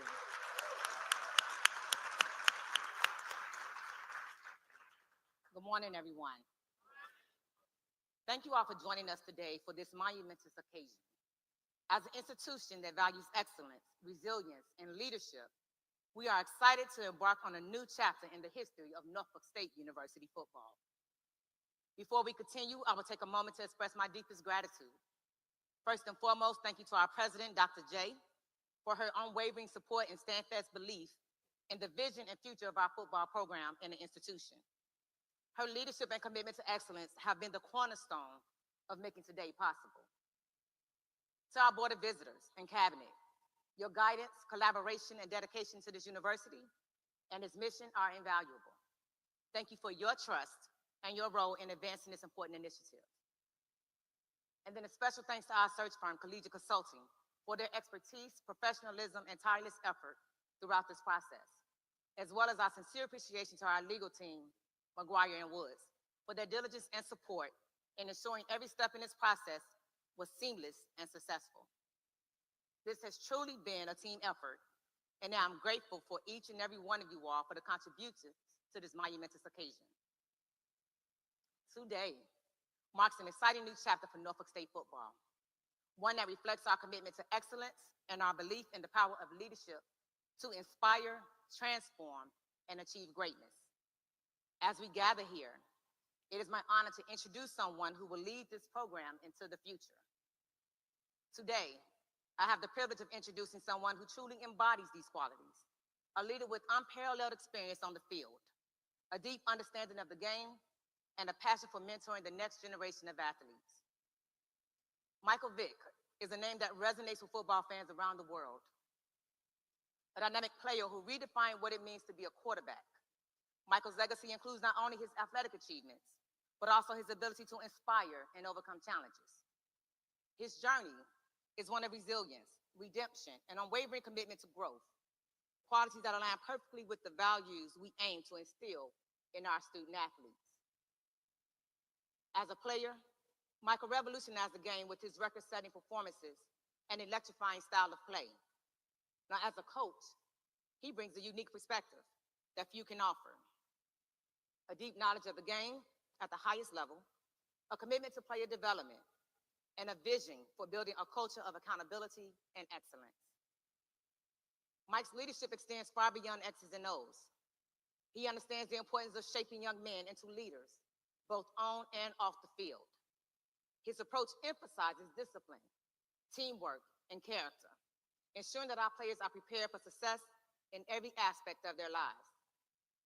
We are confident that under Coach Vick's leadership and guidance, Norfolk State football will not only achieve success on the field, but also create a program that fosters pride and unity within our campus, the 757 community, and the Commonwealth of Virginia. To make, I got family that I sincerely care about, that I love. This requires a lot of change and lifestyle, but at the same time, it allows me to serve young men in my community.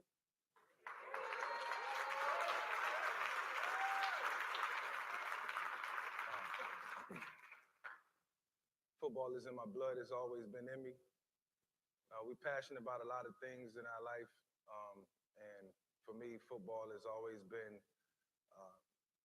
that safe place, that sanctuary.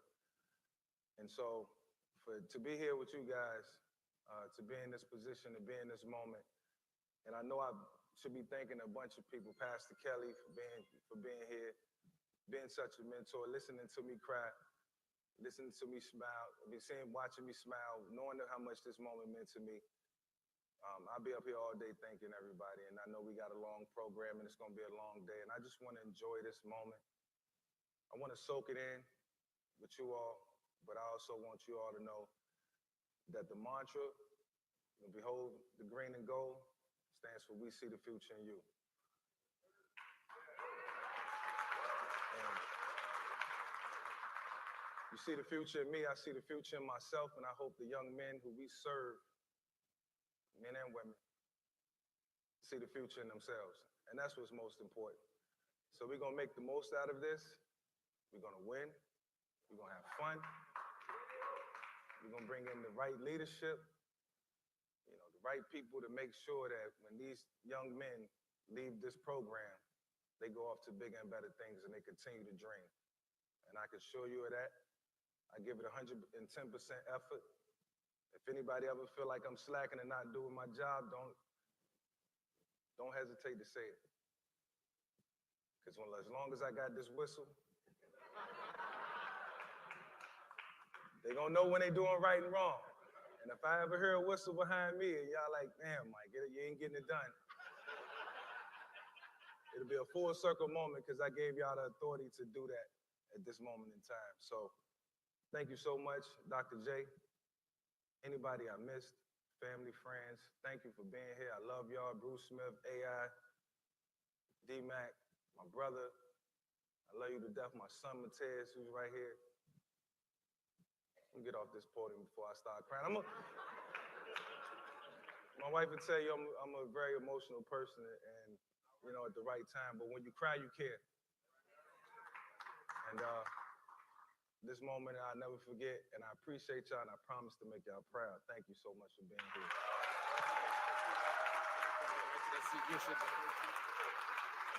Now Taxes is getting the TurboTax app and filing your taxes yourself 100% free if you didn't file with us last year.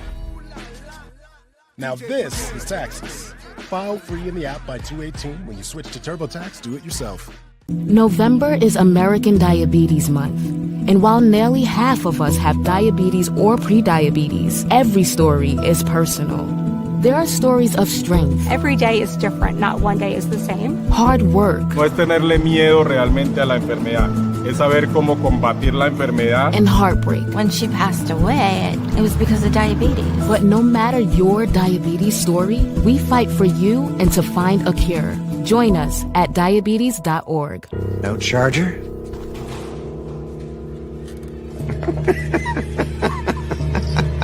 It's a Mac. The battery lasts all day. See you next week. And filing your taxes yourself 100% free if you didn't file with us last year. Pay $0 when you file by 2/18.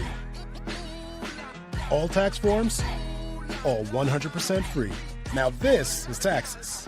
File free in the app by 2/18 when you switch to TurboTax Do It Yourself. Happy birthday, Dad. Happy birthday. I got you something. We said no gift. We had to get you something. Thank you, honey. I got you this. Did you do this yourself? Yeah, I had a great teacher. Happy birthday. I love you too. Love you. Thank you. This is from me to you.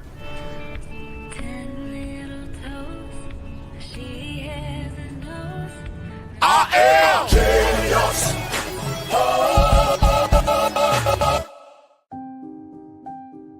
Something amazing is happening here. Climate researchers are weathering a data storm.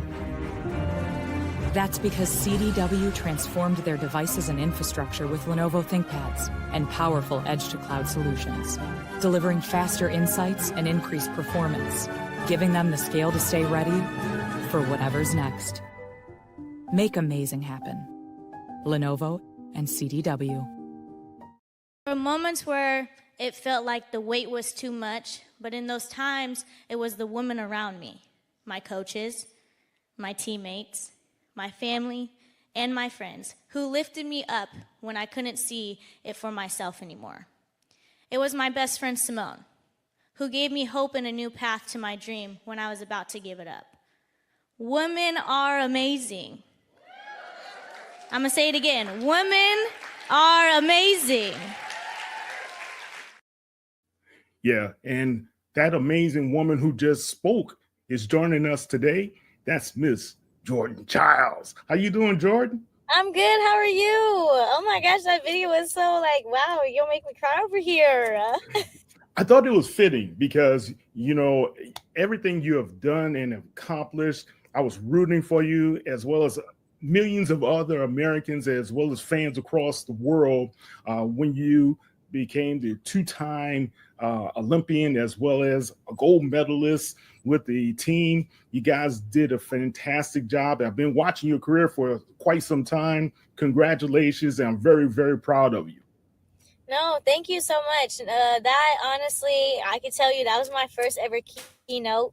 And Really? I was very nervous, but eventually, I think once I realized that what I was saying was very impactful to myself, I honestly was just like, you know what? Stop being nervous and just speak your truth. And so I was really, during that time frame, I was like, okay, wow, like these people are really engaged in what I'm saying. Like, this is cool. So I really appreciate you playing that. And, it's something that I'm very proud of myself for doing. Yeah, you've been very, very busy, and I am proud of you, as well as I know a lot of your fans have been. But you've been very busy. I saw you over at the stock exchange, and you were also with the Rockheads as well. You're just living the great life right now in New York City. My son's in New York, man. I know he will have loved to been able to see you. But one thing I like about you and have always loved about you is your great spirit and your spirit to overcome a lot of trials and tribulations. Talk about what's going on with you, as well as this great campaign, the Candle Day campaign with Bath and Body Works. So, like you were saying, yes, I have been everywhere. I have been living that New York life recently. It's been really cool just having these amazing opportunities and being able to showcase that I have other things that I can do just outside of my sport. And having this campaign and this little this sponsorship with Bath and Body Works is honestly amazing. Bath and Body Works has been something that I've been able to live with my whole life ever since I was little. Seeing walking in your house and you smell the candles and which candle scent it is and all this stuff. So it's really cool having those opportunities and to see what else Bath and Body Works can do. So this big day that we're talking about, right, is the biggest day for Bath and Body Works. It's like their Super Bowl, or it's like their Black Friday, or it's like, you see Beyonce walking in New York City. Like, this is the biggest day for Bath and Body Works. And knowing that I can be a part of this, it just means the world. It feels like I'm back on that Olympic stage all over again, performing for my country. Like, it's really amazing. And, they are very authentic to who they are. And that's how I am. I'm authentic. I am very, humble about who I am. I want to give the younger generation something to look forward to. And Bath and Body Works was somebody that I just wanted to be able to connect with and have this, day for them. Well, it's a great day. People love Bath and Body Works, especially the scented lotions and perfumes and things to that nature. But one thing is great about them, they have holiday candles and holiday themes as well. Talk about your favorites. I honestly so my favorite holiday candles are typically from Halloween all the way until Christmas, because those are the holidays, right? Mm-hmm. So my favorite really scent when it comes to holidays, like during the fall time, is their pumpkin scents. And I think it's really cool because I feel like when you smell it, it feels like they have pumpkin latte. One of them is pumpkin latte, and you smell it, it smells like a pumpkin latte. And I honestly just think having the ability to create scents as if you were baking, or as you were cooking something in your house, or you made coffee and you didn't even make it and somebody walks in, I think that's really cool, because it's like, especially for kids, and they go into their parent and be like, Mom, did you make cookies? No, it's just a candle. Like, I think that's really cool. But definitely my favorite, holiday is Christmas. And so the Christmas candles that are out right now, whether it's winter candy apple, whether it's, cinnamon, or something that's along the lines of those, sweet sides, I think it's amazing. It's amazing smell. I love the 3-wick candles. They're amazing. All right. And I heard not only that you get to partake in the great scents and everything for the holidays, but I read you have a special holiday Christmas gift that's coming up for you and your family. You're going to be here in H-Town to be able to see Beyonce on stage at halftime for the Ravens and Houston Texans game. Talk about that. Talk about being a part of the Beehive. Yes, the Beehive. I'm forever a Beehive. And I'm also an H-Town hottie. So, you got to put 2 and 2 together. But I've been a Beyonce fan since Destiny's Child days. I know it's probably crazy because I was born in 2001, but I still know their music and I still know what they did with the culture and everything like that. So it's really cool to know that somebody like Beyonce has gone through and navigated throughout her whole life and become the person she is. She is the top person in pop for the 21st century. Like, come on, that's literally right. The great. She's the queen of pop. Like, So yeah, giving this opportunity to my family and also being able to watch an icon, a legend on a day where everybody gets to come together and celebrate, I think is really cool. It's never something that you just be like waking up in the morning and have the opportunity to be like, yeah, I'm going to a Texans and Ravens game and get to see Beyonce. That's very rare. You don't get that. So as a Christmas gift to my family, I was like, y'all want to go? I was gonna go regardless. Like, but Yeah. y'all want to go? So just being able to have that ability to do that for my family, I think is really cool. And again, everybody was like, oh my gosh, I get to see Beyonce. Some people were like, oh my gosh, I've never watched the Texans or the Ravens, or some of them were like, I've never even been to a football game. So it's really cool just to be able to have that. So I'm really excited. I like Christmas. We're still opening presents and doing our traditional stuff that we do, but we're just going to add a little football game in the midst of it. All right, great. I covered the historically Black colleges and universities, as well as the gymnasts that have come out of Fisk University, as well as Tougaloo, Talladega, and now Wilberforce has a team. And do you know Morgan Price and Kristen Johnson? Now Kristen's over at Temple. Yes, I do know who they are. Morgan Price, actually, I believe she goes to Fisk, right? Correct. Yes, she honestly, I have seen a lot of her work, and I've seen what she's done at Fisk University. One of my old teammates I used to go to gym with, she goes to Fisk, Jordan Cromartie, and I've seen what they've been doing within Fisk. I love HBCUs.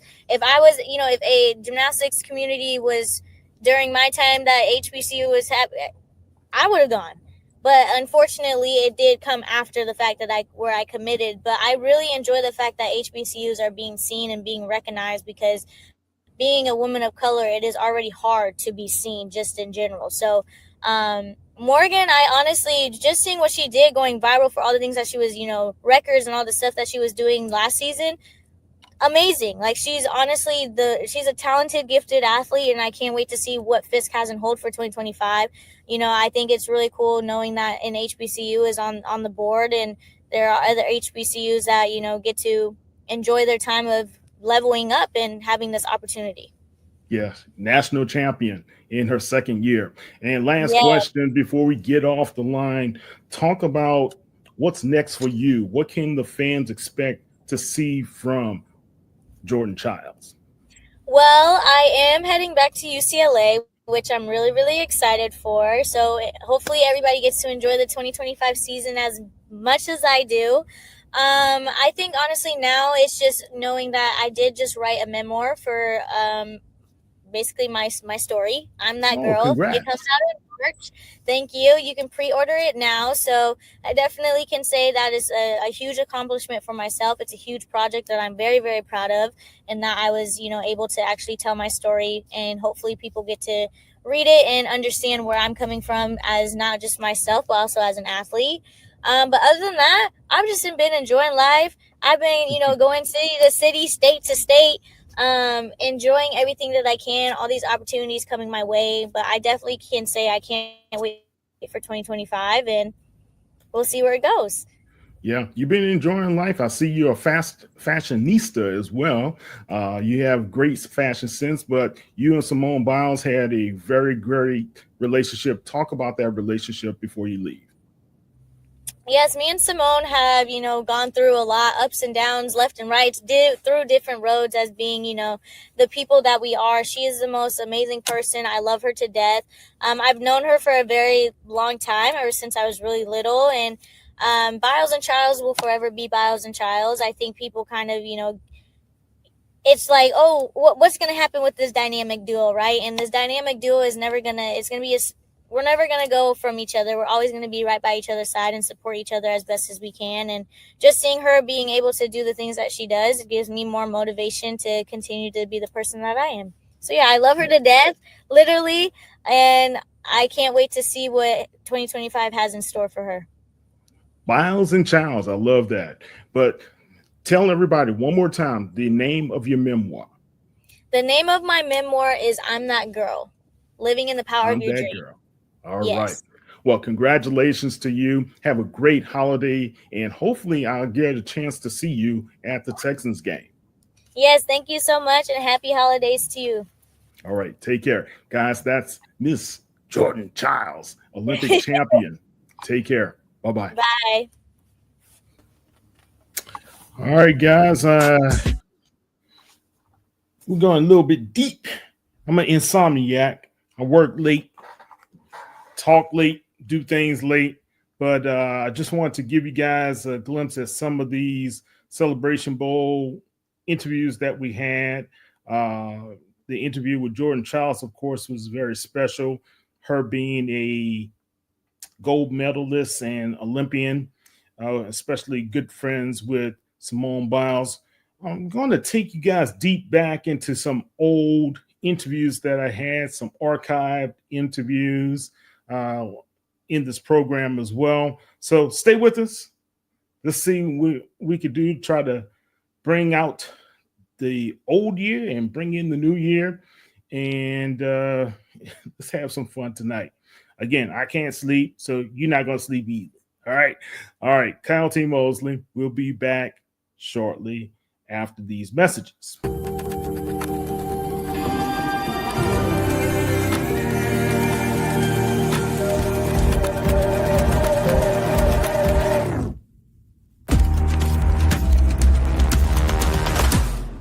So I trust everyone's read the prospectus.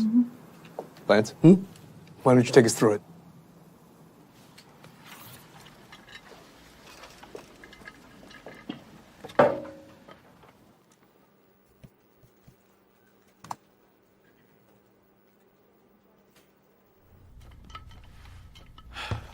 Let's get into the prospectus.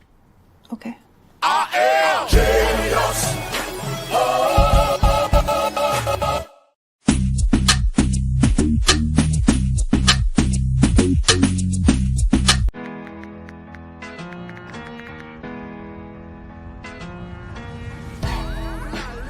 Now Taxes is getting the TurboTax app and filing your taxes yourself 100% free if you didn't file with us last year.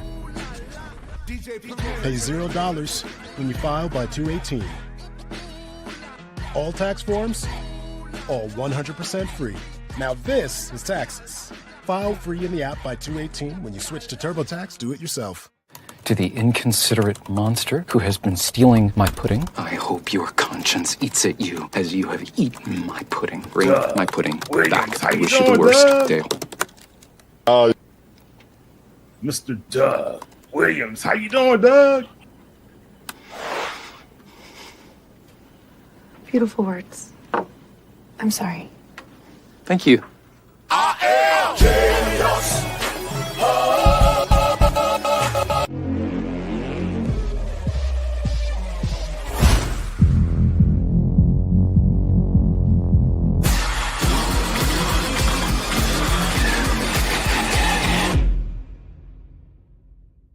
Now Taxes is getting the TurboTax app and filing your taxes yourself 100% free if you didn't file with us last year. Now this is taxes. File free in the app by 2/18. When you switch to TurboTax, do it yourself.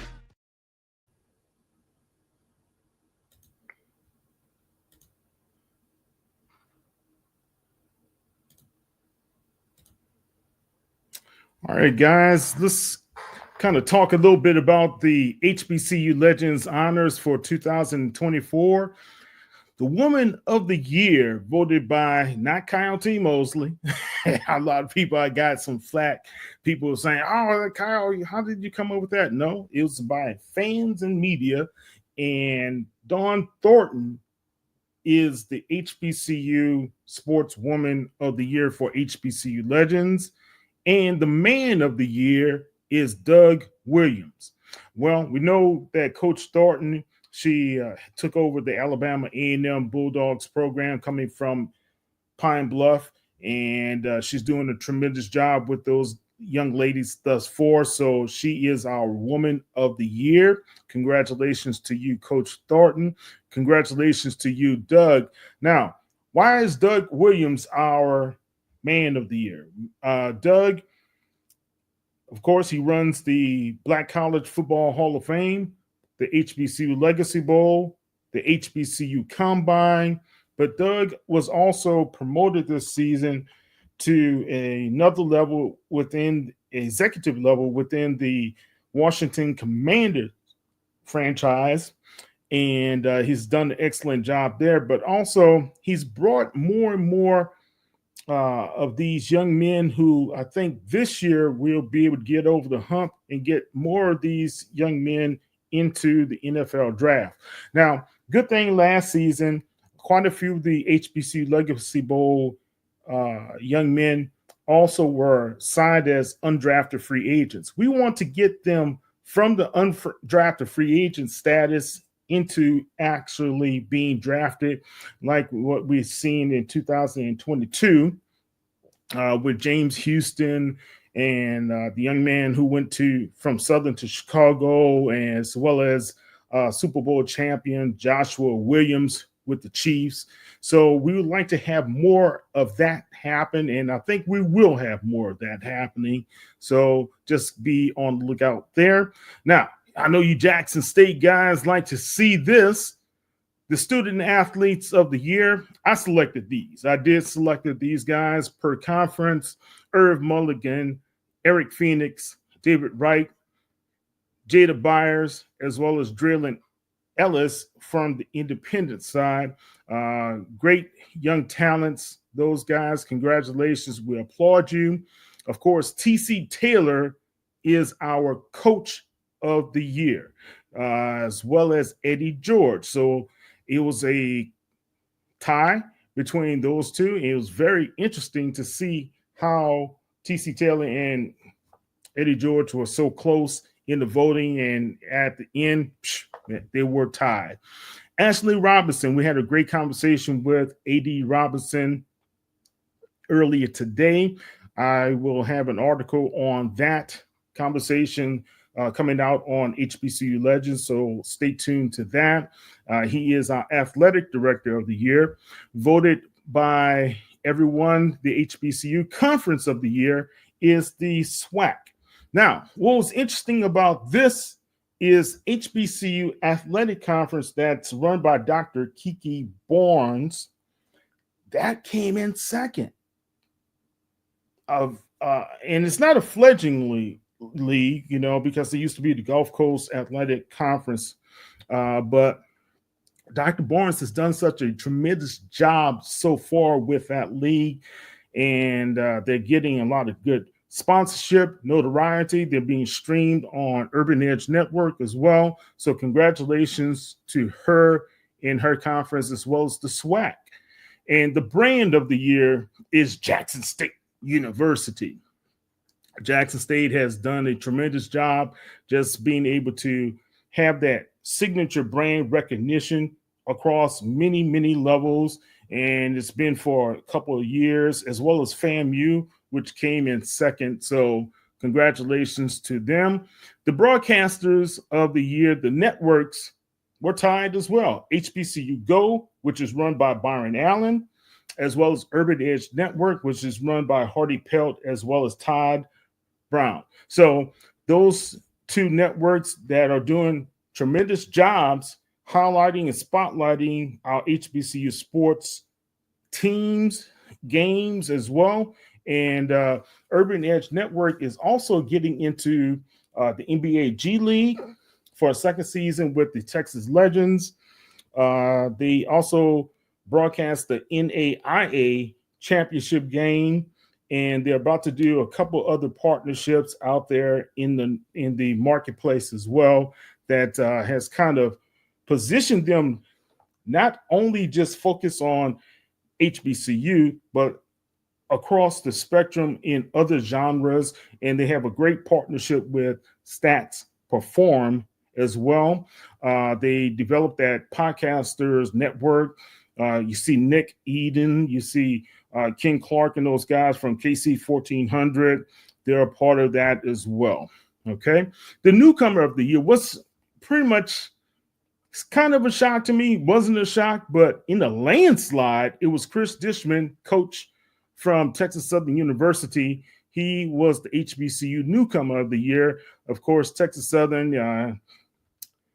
they were a couple wins away. They could have been at 7 wins. They reached 5 wins. They still are improving that program. It's going to be a lot of competition now. You have Tremaine Jackson in the West. Now you have him just being able to come in and recruit so well from Valdosta State. So Coach Dishman and those guys got their challenges, and we can't forget about what Terrence Graves has done at Southern University, and we cannot forget what Nikki Joseph has been doing. I understand they have been heavily recruiting as well. So it's going to be very competitive again in the SWAC West. The story of the year for HBCU Legends is the Jackson State Tigers, the reigning champions for HBCU football. But the story how TC Taylor, who in his second season was able to win, get a contract extension, as well as get the HBCU National Championship, which Jackson State has had before, but this one is special because they never had the Celebration Bowl win. So congratulations to the Tigers. Now, this is what's pretty special to me when it comes to selecting the HBCU Legends of Broadcasting as well as Journalism. That's Mr. Charlie Neal. If you guys don't know Charlie Neal, you got to know Charlie Neal. He's the voice. He has been the voice of Black college football for 30 plus years from his days at BET, ESPN, now with HBCU Go. So congratulations to Charlie Neal. Ralph Cooper, my mentor. He's over at KCOH in Houston. He's done a tremendous job for many, many of years, 50 plus years as a broadcaster. Let me say that again, 50 plus years as a broadcaster in the Houston area, covering Texas Southern, Prairie View, as well as having a great relationship with Eddie Robinson, Archie Cooley, and many of the legends that have come through HBCU football over the years. Ralph Cooper, very well done. Congratulations. Dr. Kenyatta Cavill from inside the HBCU Sports Lab. If you guys don't know Dr. Cavill, shame on you. Over 600 shows that Dr. Cavill has dedicated to HBCU sports. They just had a great interview with Tremaine Jackson, the incoming head coach over at Prairie View A&M. So congratulations to you, Doc. Tiffany Green, Jay Walker. We can't leave those guys out. What they mean to the broadcasting on an elite level for HBCU football games as well as other sports. Congratulations to them, as well as Jay Walker is now in the SWAC Hall of Fame. No, I take that back. The Black Football Hall of Fame, he's going to be inducted in. Donnell Ware, Box to Row, been doing it for, 2 decades now. And Donnell is a tremendous guy, man. What he's been able to set up, the national championship program, getting all the media's votes every week, as well as the coaches' votes every week when it comes to voting on the top 10. Kudos to Donnell. Tremendous job. Bill Roden, what more can we say? A premier journalist in our era. He needs to be recognized. Had a chance to be able to meet him at the Celebration Bowl. A legend, another legend. Don Hunt, over 40 years of work in the Philadelphia area. He's in the Pennsylvania Sports Hall of Fame, Philadelphia Sports Hall of Fame. He covered Dr. J, Charles Barkley, even covered the hockey and all those sports teams. And he has a lot of great stories. He does a great job covering HBCU still to this day for the Alabama papers down there. And so we had to include Don Hunt. He's a great mentor of mine as well. Stephen J. Gaither. If you guys don't know Stephen J. Gaither, shame on you. Almost 20 years now that Stephen has been doing HBCU Game Day. Has it been 20? It's been 15 plus years. Okay. So, but Stephen got a lot of his they were on the forefront before most people in HBCUs were on the forefront using video, the website, up-to-date breaking news and things to that nature. Mr. Moore did it great with Onedin, but Stephen has done it for a great long time in our era. A lot of different careers have branched off from the HBCU game day sector. You see Simone, what she's doing, Wilton Jackson, he used to be with them, Tolly Carr, those guys. So congratulations, Stephen. Charles Edmonds, over 30 years, the voice of Alcorn State Radio, a tremendous person, great person. We call him Mr. Tall. He's, used to play ball, but he's been the voice of Alcorn. He goes on the road. If you ever seen him at a basketball game, he has his whole setup just filming the game, at the same time broadcasting the game and keeping all the stats and everything together at the same time. Great work. Tremendous job, Charles. And Reggie Flood of WBOK in New Orleans. Reggie, as well as Ralph Cooper and a couple other guys. I think at one time we only had 6 African-American men who had their own broadcast on radio for a daily show dedicated to sports. And Reggie has been one for many, many, many a year. And of course, he is a Southern faithful as well. So those Jaguars, Reggie Flood is the man, as well as he's pretty good. He and I share a birthday, so that's my boy, Reggie Flood. So those are honorees for the broadcasting and journalism side. Bands of the year. Now, I'm an old band head, and I had to say that I love all 5 of these bands. Jackson State, of course, the Sonic Boom of the South. The Human Jukebox, Southern University. The Ocean of Soul. They showed up and showed out with Beyonce. Oh, that was a great one for Christmas Day. FAMU, they won the Band of the Year competition. You had to throw them in, as well as North Carolina A&T, who they competed against, the Blue and Gold Marching Machine. Those guys have been doing it at a high level over there as well. So those are our honorees. We're also going to have a couple more different categories that we will add over time.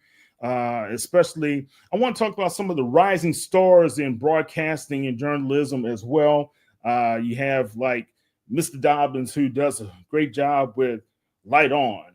You have Ty Floyd, who she's been at the Pop Tart Bowl, and she's doing another bowl game, and she did the Celebration Bowl.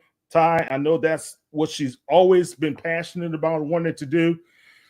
I'm like her uncle, so yeah, Unc is proud of you. Very, very proud of you. Just keep up the great work. Nia Simone, she does a great job with HBCU Go, and we got a lot more.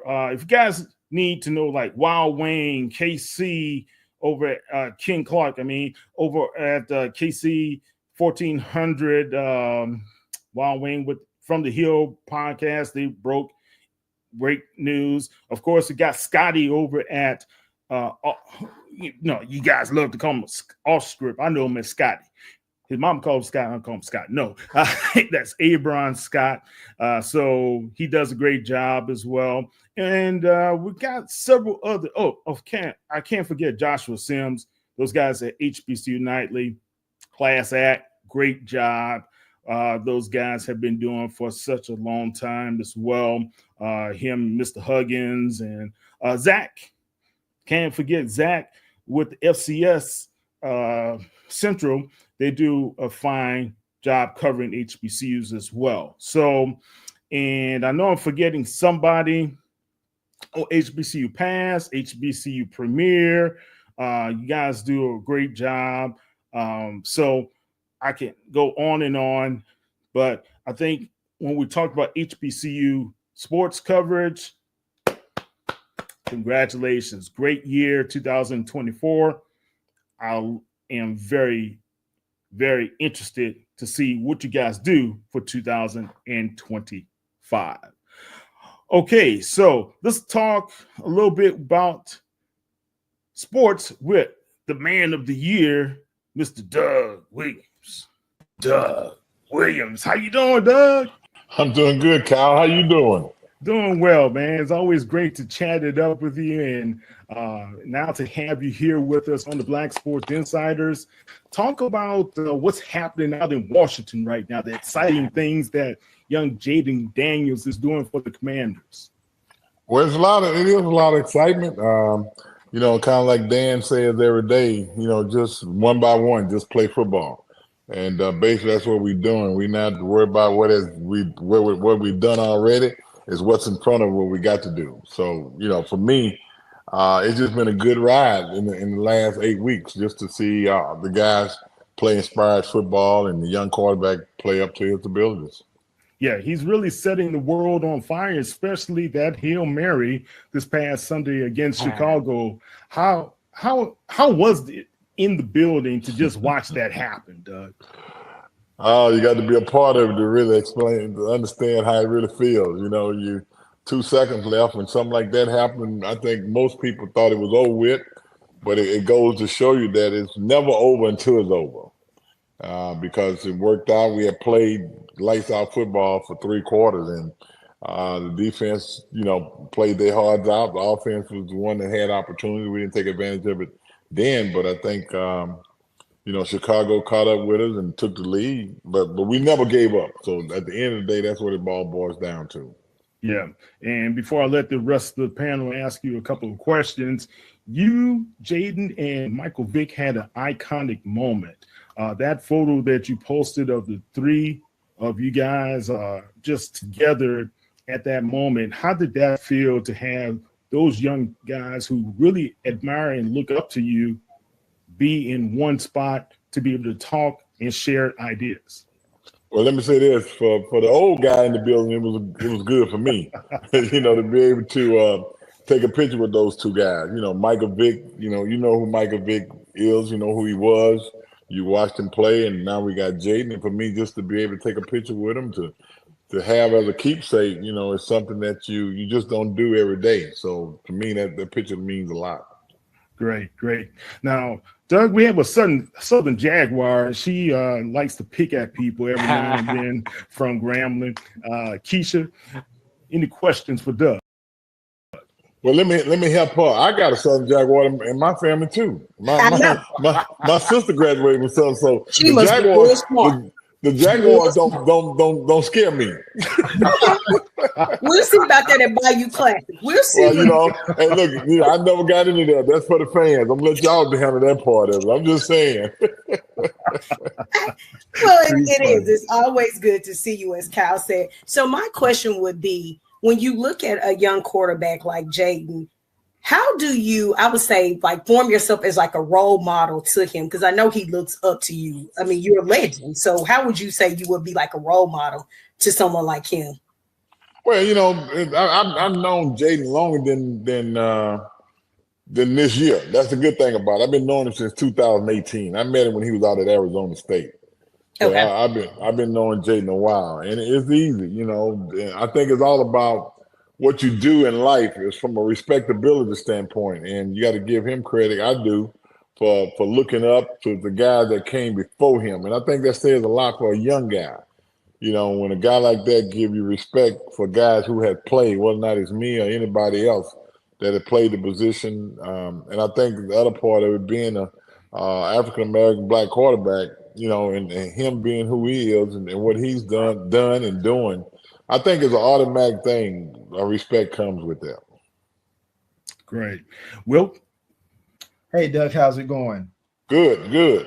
So I wanted to ask this question. When you look at the play of Jaden Daniels and what he's doing in Washington, and really look at the collection of black quarterbacks that are in the NFL, how would you describe that feeling of looking and really taking in the black quarterbacks in the NFL today? Well, let me say this. For me, you know, I'm a type of guy that, you know, I like the play of all the quarterbacks, to be honest with you, whether or not it was Brady, whether or not it's Aaron Rodgers, Josh Allen. But at the end of the day, it's something special about the young black quarterbacks in this league.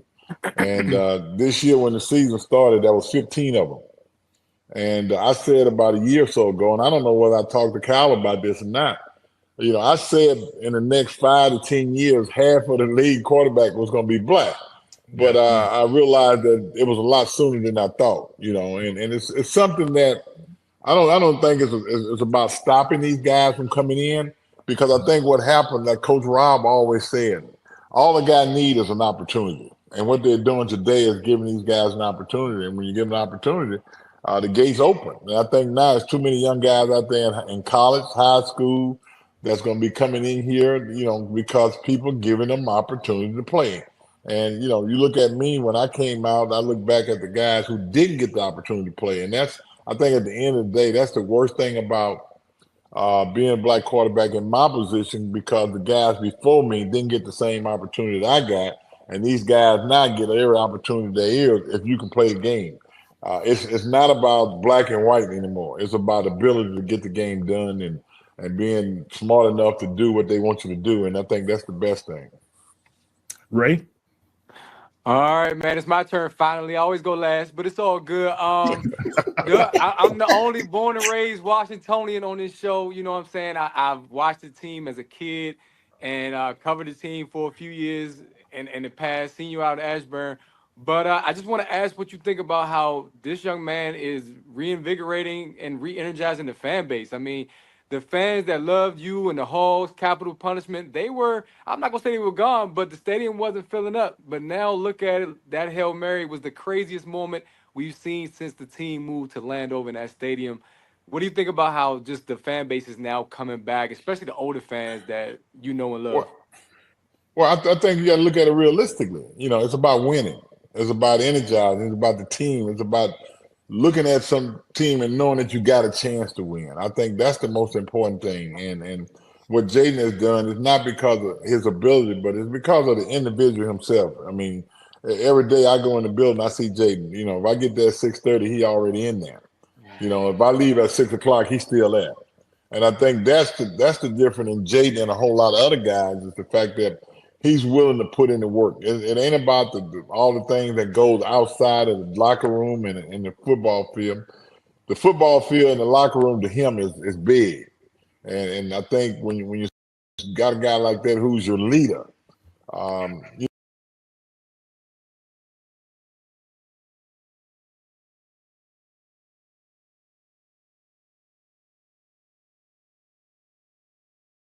you know, you don't have a lot to worry about. And I can say this, you know, in a quick time, Jaden had come in there, and I think every player in that locker room respects Jaden Daniel. And he's just a rookie. You know, I'm doing training camp. Sometimes, like, I used to stay on the sideline. I just watch him, and I watch the guys that he was hanging with, who walk up to him, and it was all older guys. And in this business, you know, if you got that kind of reputation where the older guys tend to deal with you, and you know, you got one guy play defensive line. I saw him go there and they started joking. And this guy been here 7 years, and I ain't see him laugh in 7 years. And I think that in itself says a lot who Jaden really is as a person. Well, that's great to see that the young as well as the older guys are gravitating to him and responding to his leadership.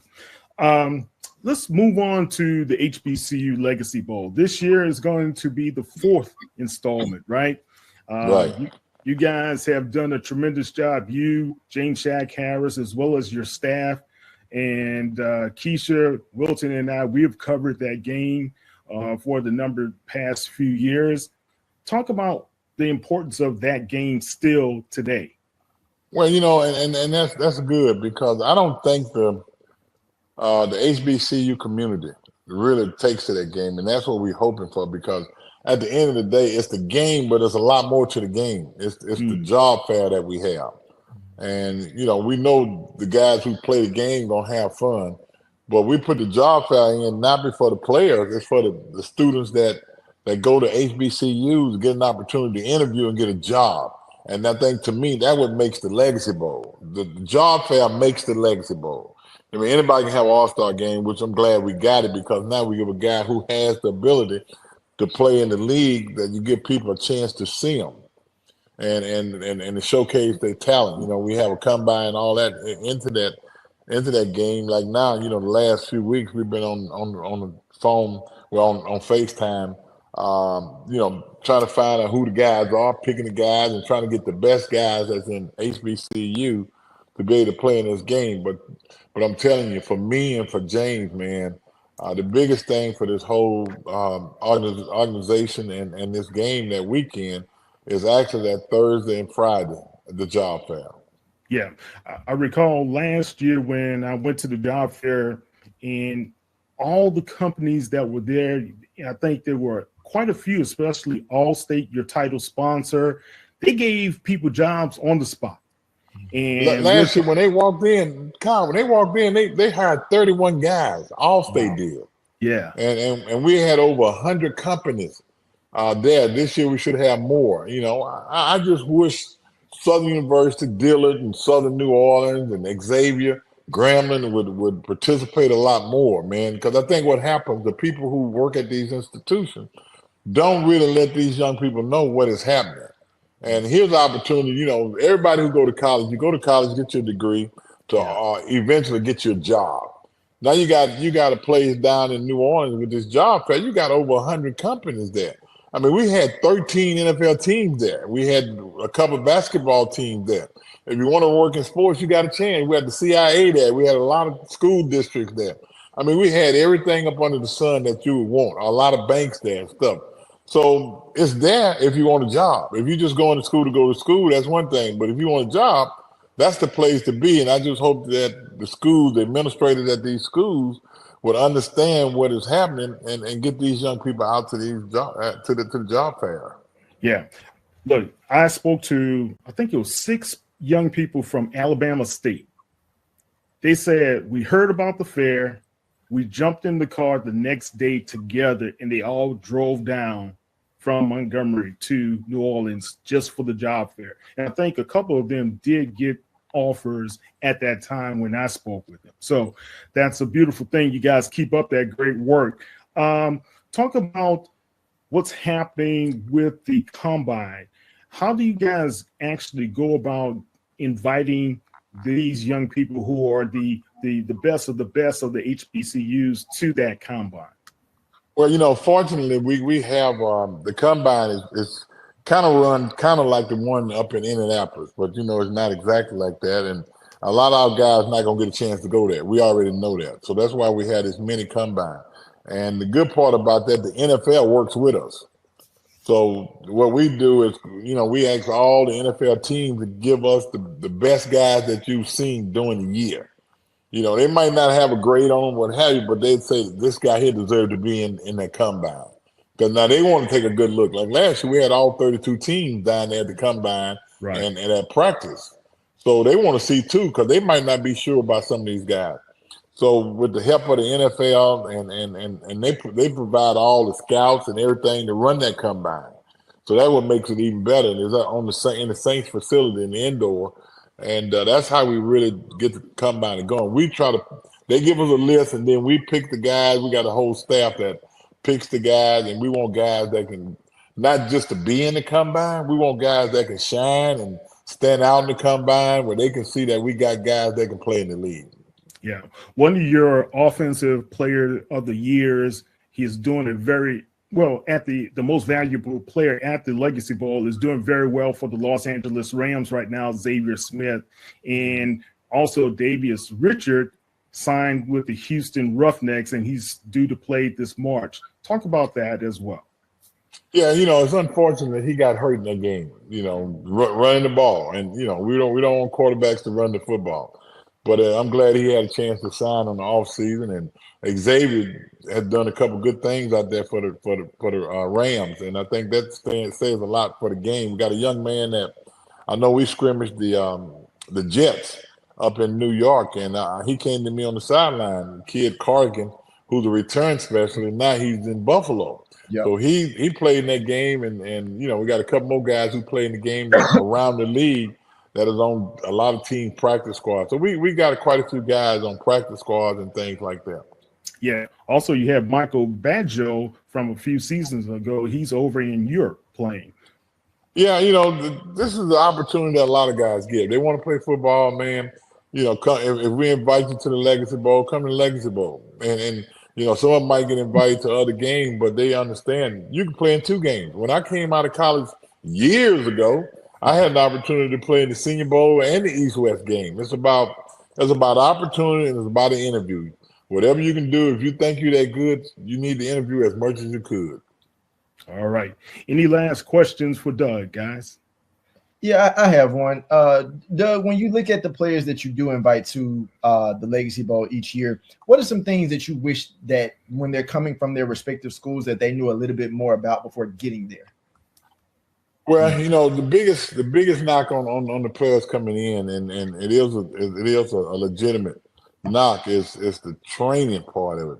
And that's learning all the things that a combine consists of, all of the drills and everything. But the most important thing is the weight room. A lot of guys come in don't have the strength that they're looking for. It all depends on what position you play. If you're offensive lineman, if you can't throw up 225 pounds, 22 to 23 times, you're weak, because these D linemen throwing that thing up 35 and 40 times, they're gonna beat you. And I think we lacking in that area and all the agility, because we don't have this training staff at these HBCUs. There's no reason why we shouldn't, because if you want a good program, you should have people that can help them grow. I have one final question, Kyle. I do too. Go ahead. But mine is going back to the job fair, and I know that Steve Weish and Kevin Kaplan, we had talked about this last year. When you talk about the administration from the schools, what do you think we need to do at our universities to make sure that the students actually get there to the job fair? Because we know how important it is. Right. Well, I think number one, with what you all had to work with this podcast and everything, you got to get into the administrator's head. That's the key. Because the students on campus, they really don't know what's going on. But you got these certain people that's over certain departments. You got to let them know, hey, y'all need to get to these kids and find a way to get them down to New Orleans for the job fair. I think that's the key. And I tell you what, we reached out to a lot of schools and with no answers or anything. And it kind of gets frustrating at times when you got something for other people. And it's not for me and Shaq. We've been down that road. We talk about that all the time, but it's not for them. But it's good for us to sit back and see a lot of young people come in and get jobs and go on with their lives. Yeah, definitely.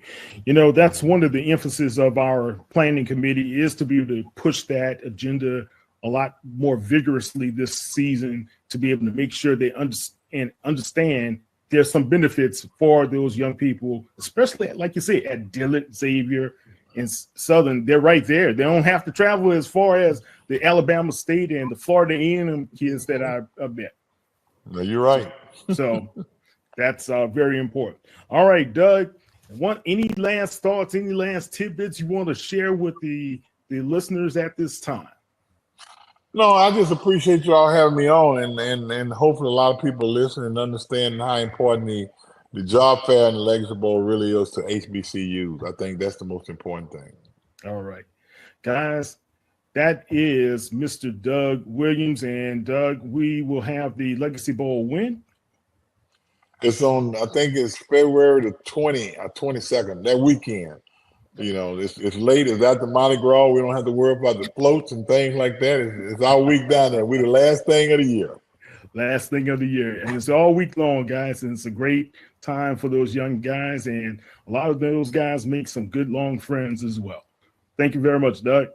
I appreciate you all. All right. That was Doug Williams, and talking about the Legacy Bowl. February 22nd, put it on your calendar. Try to get down to New Orleans, Louisiana. If you cannot get to the Super Bowl, come to the Legacy Bowl.